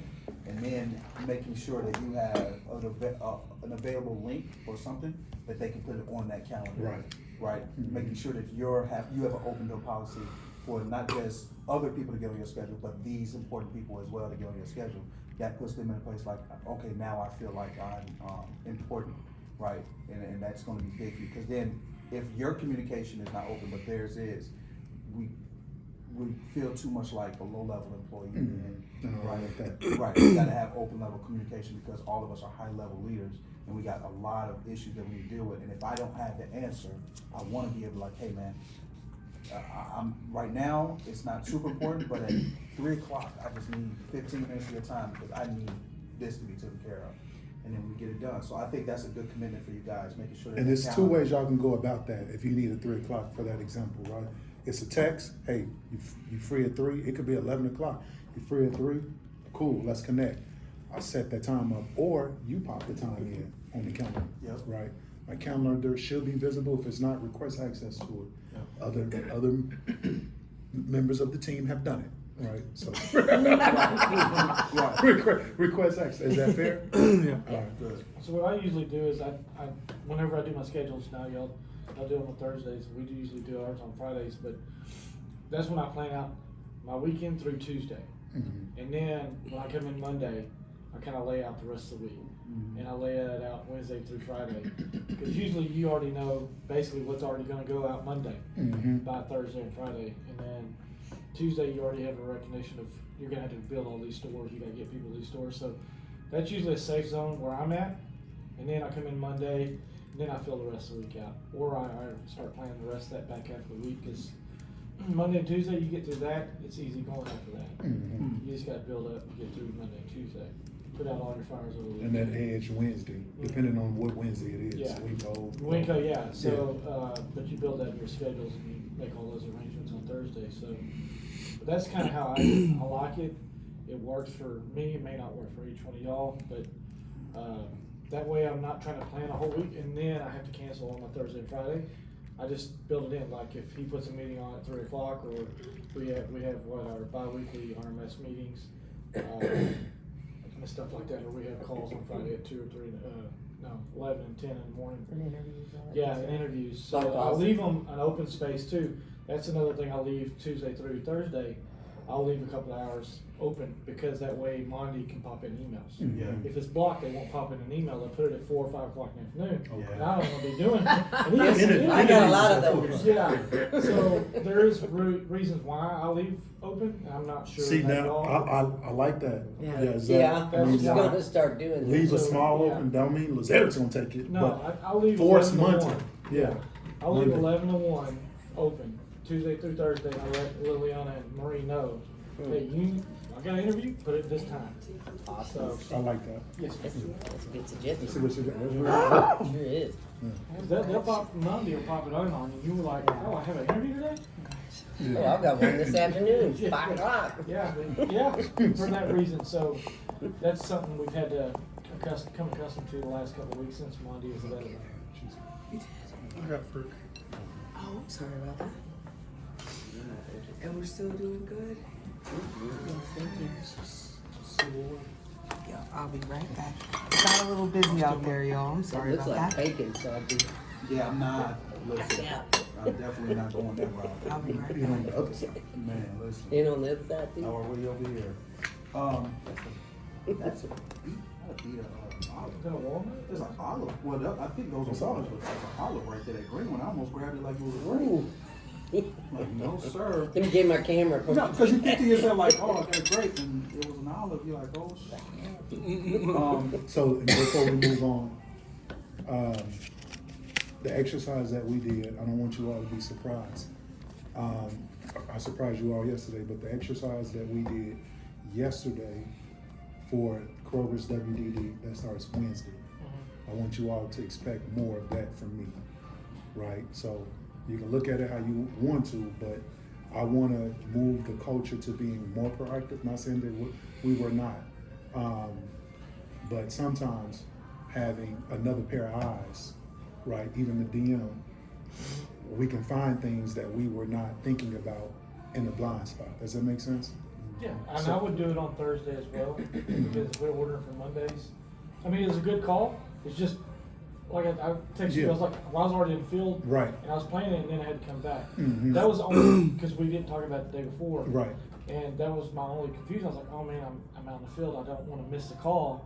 And that's kind of what I meant by the text. It's like, oh, I didn't plan on it. Right. And that's fair. You know, but Thursday's a great day to have the DD call, To have or any that, call.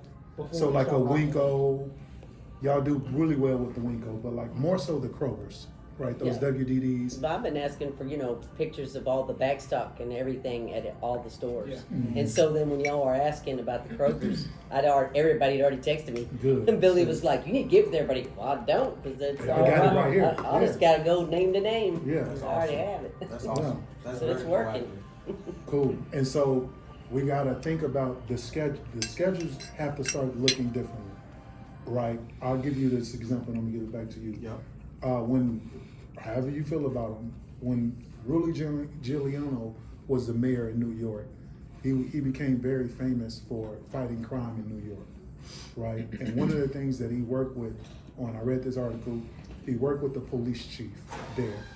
And so when there was a particular level of crime, maybe carjacking, purse snatching, drug dealing, whatever the case may be,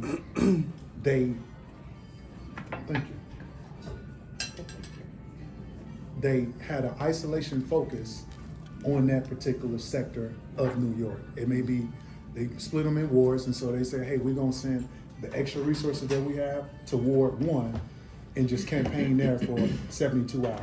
And they noticed crime came down. Does that make sense? Mm-hmm. So I think of your schedule in that instance. We have a baseline schedule for average volume, average cases, but when WDD comes, we have to staff up to WDD like we did yesterday. But what I need you all is obviously the daily adjustments, but where can we scale down at? from another particular customer for that week. It may be Albertsons. It may be a Winco. It may be a HEB where we sending somebody in there twice, but now this weekend it's once, right? I'm not saying pull that. 'Cause HEB, you know what I'm saying? So we're gonna have to find somewhere to scale it back because we're adding more resources to contain that fire or prevent a fire in the Krogers of the world for service. That make sense? Mhm. So our schedule is going to continue to change just like it did for next week, right? After that, when WD is back, it's back to smooth selling in Krogers. You don't have to put the service on Friday, Saturday, Sunday. Cool? All right. So, all right. We good? Perfect. Yeah. So I think that's a good segue into the next piece that we're gonna go through. So we kind of went through the second sheet, and I want you to practice using it as an office problem. The second sheet is the time management piece, the Eisenhower matrix. I want you to kind of understand how to utilize it. So I put it on there, and then we're just gonna have these key metrics on why it's utilized, and then we're gonna go into the next piece, which I think is a good segue from what he was talking about. So the Eisenhower matrix is good on focusing on tasks that are most relevant and important in efforts to reduce time strain by utilizing our team and resources for non-important and non-urgent tasks. That's the main goal here. We've got to get ourselves to be unstrained by consumed by the things and distracted by the things that could take up our day. Yep.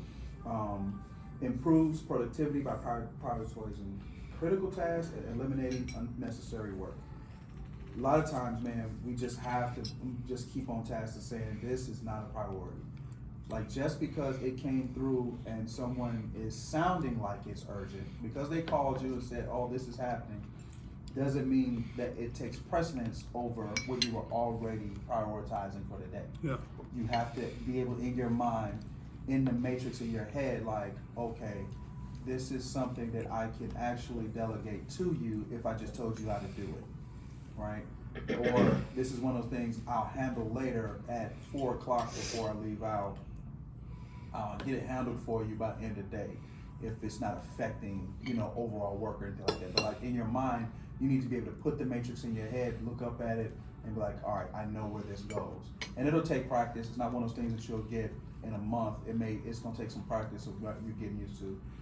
Assist with planning your day and managing your time more effectively by helping you identify tasks that require immediate attention and are mission specific. That and I want him to come in and chime in on this because as a team, right? So I was talking about this last one, and I need you to chime in on this one, Yes, right? sir. This task, this matrix right here, assists with planning your day and managing your time more effectively by helping you identify tasks that require your immediate attention and are mission specific. As a team, I need you to get with him and understand what the mission is on a daily basis, right? That's a good question to ask him. Hey, what's the mission for today, right? Because he has the overall picture. He knows what's what, and he knows what that target is he's trying to reach for today. If you have the same target and are able to relocate, reallocate, all these other things, now we're on the same page. So understanding the mission is going to be imperative because your mission and his mission should always still be aligned. If you got from him the mission for today and it doesn't align with what you're doing, then that's a conversation that we need to have right now. Okay, so I thought today I needed to be focusing on this. Why is it more different than what you got on your plate right now? What's going on? And then you can kind of get aligned back with a short conversation. It may not even take, it might take 5 minutes. And then be like, oh, okay, I understand now. Then I'm gonna shift it to this, and then I'm gonna delegate this to someone else. All right, always mission specific. Always mission specific. Because if you're on task with him, then the machine will work for you a lot quicker, a lot faster, and a lot more effectively. If you get what I'm saying. You get that? Mm-hmm. Okay, good. All right, so we're gonna move over to the last sheet. This one right here is about what he was talking about a moment ago, and this model right here is about risk projection. Like, what can affect business on what can tear up my day? What can fuck up my day? Mm-hmm. Right? and identifying those things ahead of time and putting something in place so it doesn't get a chance to do that, right? And that's where, when we talked about this thing is gonna be 2-in-1. This is the 2-in-1. This is how you bring great ideas to him to say, hey, I saw this coming down the pipeline for us and I came up with a solution. What do you think? And then he works with you, we implement it, and now we've created a solution before the problem even starts to fester itself. But we gotta figure out how we are doing our risk assessment as we're moving forward. Remember, I told you this matrix is gonna be for various parts of your life, right?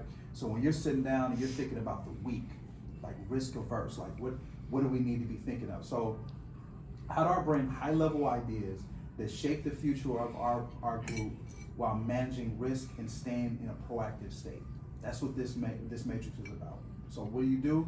High performers use this decision outcome, these decision outcomes or assigned issues as a designation of consider, avoid, investigate, and prioritize.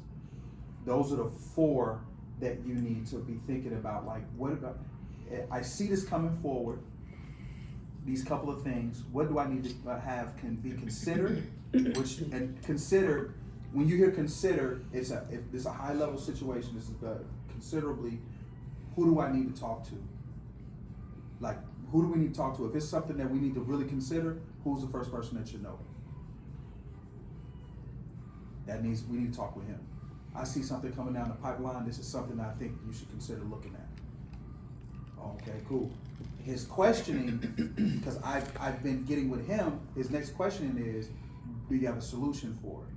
Because my going with him and me talking to him back and forth is about putting your people in a place where they can work in their genius and do the best that they can. So he's always gonna be asking you, do you have a solution for it from me already? So when you do come with this thing, hey, I need you to consider this coming down the pipeline, I think you guys should, it'd be advantageous to you to have a solution, whatever it looks like, for him to consider moving forward, so he can work with you to get it done. Avoid, right? What do we need to avoid, right? What are the things that we need to avoid that causes problems? You know what those things are. You know what they're on your list. You need to put those on somewhere where, like, you can see them every once in a while. If you're sitting somewhere at a desk, wherever like that, these are the things I need to avoid. So let me chime in with that. Yes. What we did yesterday with Kroger, that's a perfect example. Hopefully you all agree. Extinguishing the fire before a fire even brews up. So when I was in a DM, we had the DDSs. Y'all remember the DDSs? We had one. You never saw it. Yeah, there was a cyber. Ours was in San Antonio. He's retired. And I didn't know he was getting ready to retire. But his body of work showed this dude was trash. It was me and myself and Eric Moses. He was my RMS in Oklahoma City. He would send us the schedule. The schedule was trash. We knew if we allowed that schedule to go out for the next week, it was gonna be some cluster mess, and we was gonna end up throwing some cases. So we tried to work it out with him. It wasn't jigging. So we took the time every Thursday and Friday to do our own schedule. After he clustered a mess, right? And Derek used to get frustrated. And my thing to Derek, and he saw, put ourselves in a position to take away issues that could arise next week, to make room for the unknown issues. Exactly. What you have to expect, Kelly, as well, the issues are gonna come up. Yeah. Like the stores are gonna call saying that they didn't have. Somebody's gonna call in. Yeah. You can have a perfect plan, I'm telling you. And what you have to understand is, it's gonna happen. And you just gotta wait. But if you haven't put a good body of work out from your schedule to, okay, we got this going on with Have them Kroger, send we pictures got while this they're in on- there. We got this going on with Albertsons. We got category fixture change outs. Okay, I've got everything. If we're not putting ourselves in the position to have a really good schedule, when that person calls in, you gotta deal with that, plus a bullcrap schedule that you let go out, that you publish on Thursday or Friday. That make sense? Man. Okay. Yeah, that's rough. Yeah, so just, using, so remember we talked about these four, right? Consider, avoid, investigate, and prioritize. Investigate is one of those things like, this looks like a 6 to 9 month issue going forward. This is something that we need to investigate and see if we can change it.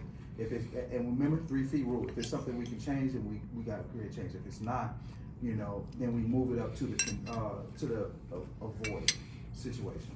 And prioritize, I don't even have to tell you, right? That's one of those things like, hey man, this is mission specific. This is going to affect us, and it's going to turn into this. I mean, and People quitting. Yeah. Yes. We had a conversation, a deep conversation about a space that me and him talked about, and we kind of fixed the problem through a conversation. But like, you got to understand. Let me put this right. So when we talk about prioritize, you got to come with the type of urgency to get him to understand that you need to hear this now. Right? And that conversation needs to be high level for him to understand from his eyes, his bird's eye view, what it should look like. It should never look like, you should never be explaining, when you come with a priority situation, it should never look like your level. You gotta be able to explain it to him where he understands it on a larger scale, how this is going to trickle up to him and make his life difficult and some other people's life difficult. And then we all know that shit trickles downhill. When his life gets difficult, guess who else gets life get difficult? Ours. And we don't want that. Kelly, you gave a great example. Looking further down, you called me a few months ago, maybe 4 months ago. Hey man, I think you should consider adding another sales rep because the territories are blowing up, HEB's expanding, right? That was a high level. So I took it back to the drawing board. I got told no, but at least now it's in Marie's wheelhouse. Does that make sense? Yeah. It's in her wheelhouse now. 2025, we got to get back to productivity, all that type of stuff. So she wasn't able to approve it. Nobody's adding nothing right now. That's just where organization is at. Yeah. However, when I have the slightest opportunity to do it, we need a sales rep here, because me and Janice looked at it, and we need at least, if not 2, 1 sales rep for y'all. So it's on the table, it just hadn't been approved. Yeah. Right. But that's a great example. Yeah. Right. And that more of that, right? More of that, being aware of your market. And when I talk about just what's happening in front of you on the numbers, but the type of news that you hear and consume can help you predict how things are going to move forward with business, right? Understanding the region. Me and him talked about it one time. If you know this region is, we're kind of losing money on this region, then understanding that there's a few pallets that they shouldn't be purchasing, and let's double up on the ones that are working well for them, right? Ahead of time, understanding your client, your account, right? Let's say it is a HEB and there's a product that is underperforming by this much percent, but this product is overperforming. Well, let's stop sending the one that's underperforming and let's double up on the one that is performing well, right? And letting him know ahead of time, hey, this account, I looked at the numbers, this product, this just wasn't performing well. We're gonna pull that and we're gonna double down on making this the highlight product. I'm pretty sure you're like, oh, that's awesome. Okay, I appreciate that. And then finding out, a lot of times the product that's underperforming here is overperforming somewhere else. So you reallocate those to that person, be like, hey, we're gonna double up on you if that's okay with you. Yeah, because I know, we know, you probably need another 2 more pallets. We're gonna go ahead and send that to you. Let's go, right? And that's how you understand ahead of time what's going on. So with that, and when you're trying to solve these problems, I want you to understand, we're gonna go through this case study together, so we kind of figure out how we can use this matrix to do it. I want you to understand there are 4 key areas of your business where an issue may arise. In your mind, when you're going through a problem, 4 key areas. Is this a people problem, product problem, process problem, or profit problem? Where's the issue coming from? Is it coming from people? Is it a product? Is it part of the process? Or is it a money issue, right? And then when you identify what key area it is, now we can come up with a solution. So I put this last one in there, this case study. Consider you've gotten an email from management, and the email now states that the team performance is down 12% in just 45 days. He or she wants a projected solution by end of day. How would you use one of the matrices to solve this problem?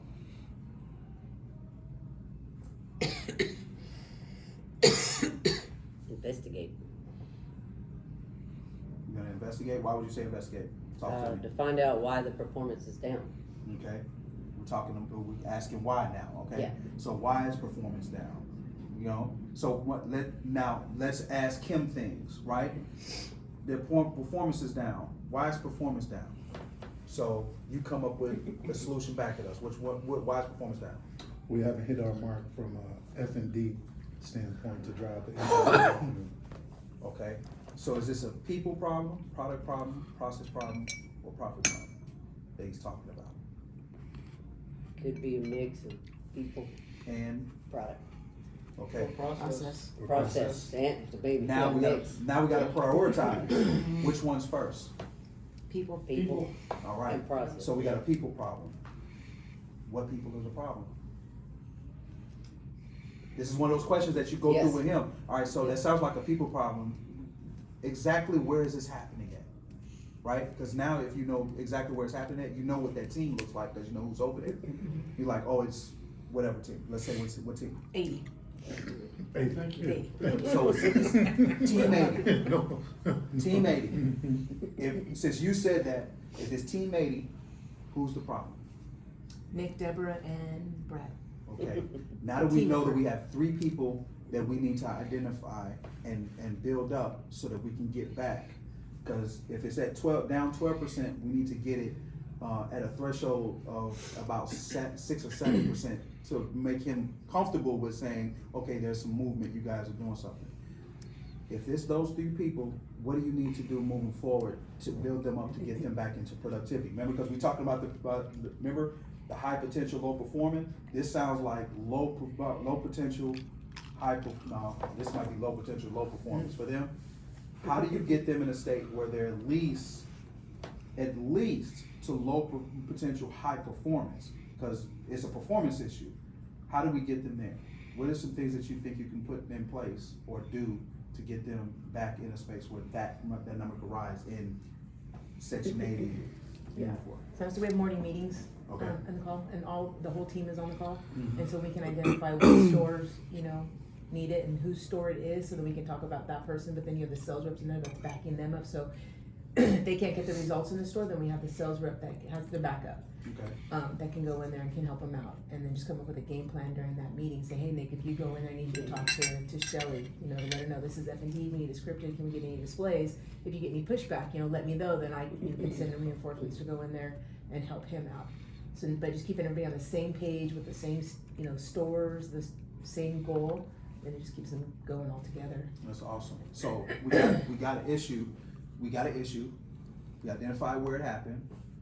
We identified who, and we found one of 2 solutions. I love the fact that you went straight into the team meeting, because we got to do the team meeting. We got to figure out so everybody's get on page. What's the names of the people again?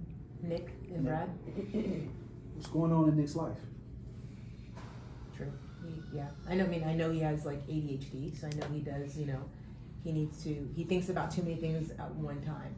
And so I always have to bring him down to okay, we're focusing on this, like just trying to get him to focus on one thing and then As a move on to leader, the next. As a leader, aside from getting everybody to perform well, your next job is to make sure that everybody's doing well, right? So during the team meeting, hey Nick, so I just sent you a link to a meeting that I want to have with you, personal one-on-one. Nothing's wrong. I just wanted to talk with you guys and help you out with where you at. Okay, boom, that happens. Now you're on the phone call. Hey Nick, how's it going? Everything's fine. You sure?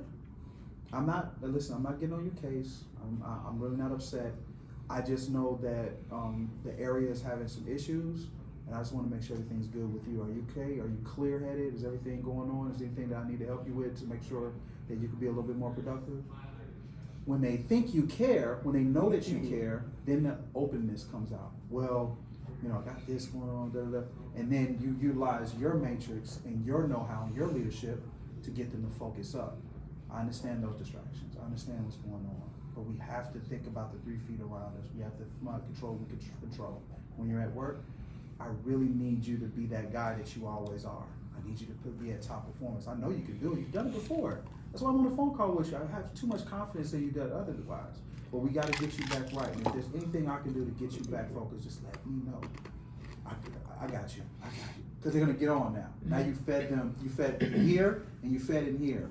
This was the team meeting. This was the heart meeting. Now you got his attention because he thinks you care more than that palette. As a leader, they need to understand that you care more about them than just that palette. Right. So there's 2 meetings you need to have. Yeah, it's a little bit cumbersome. Yeah, it takes up a little bit more time. But we're talking about 3 to 5 minutes of just a short conversation of like, what's going on? Are you okay?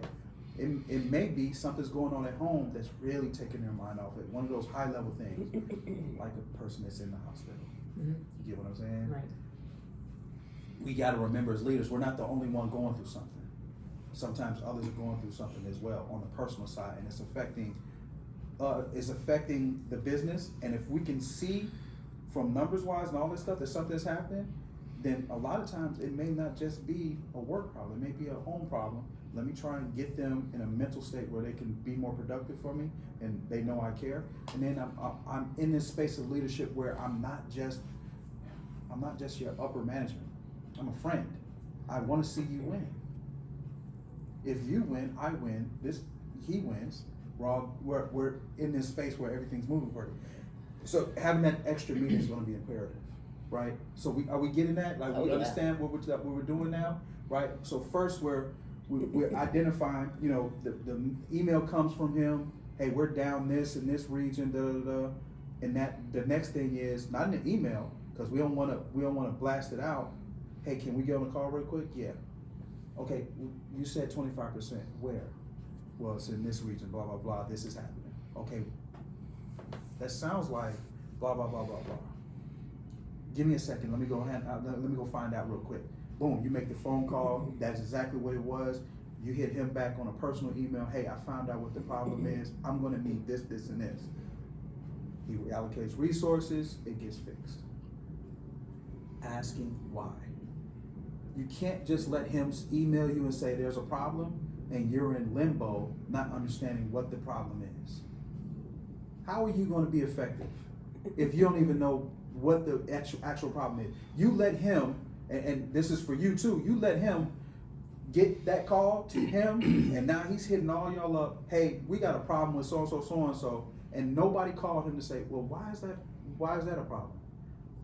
Do you have an actual point a direction on where that's coming from so I can kind of identify if it's my region,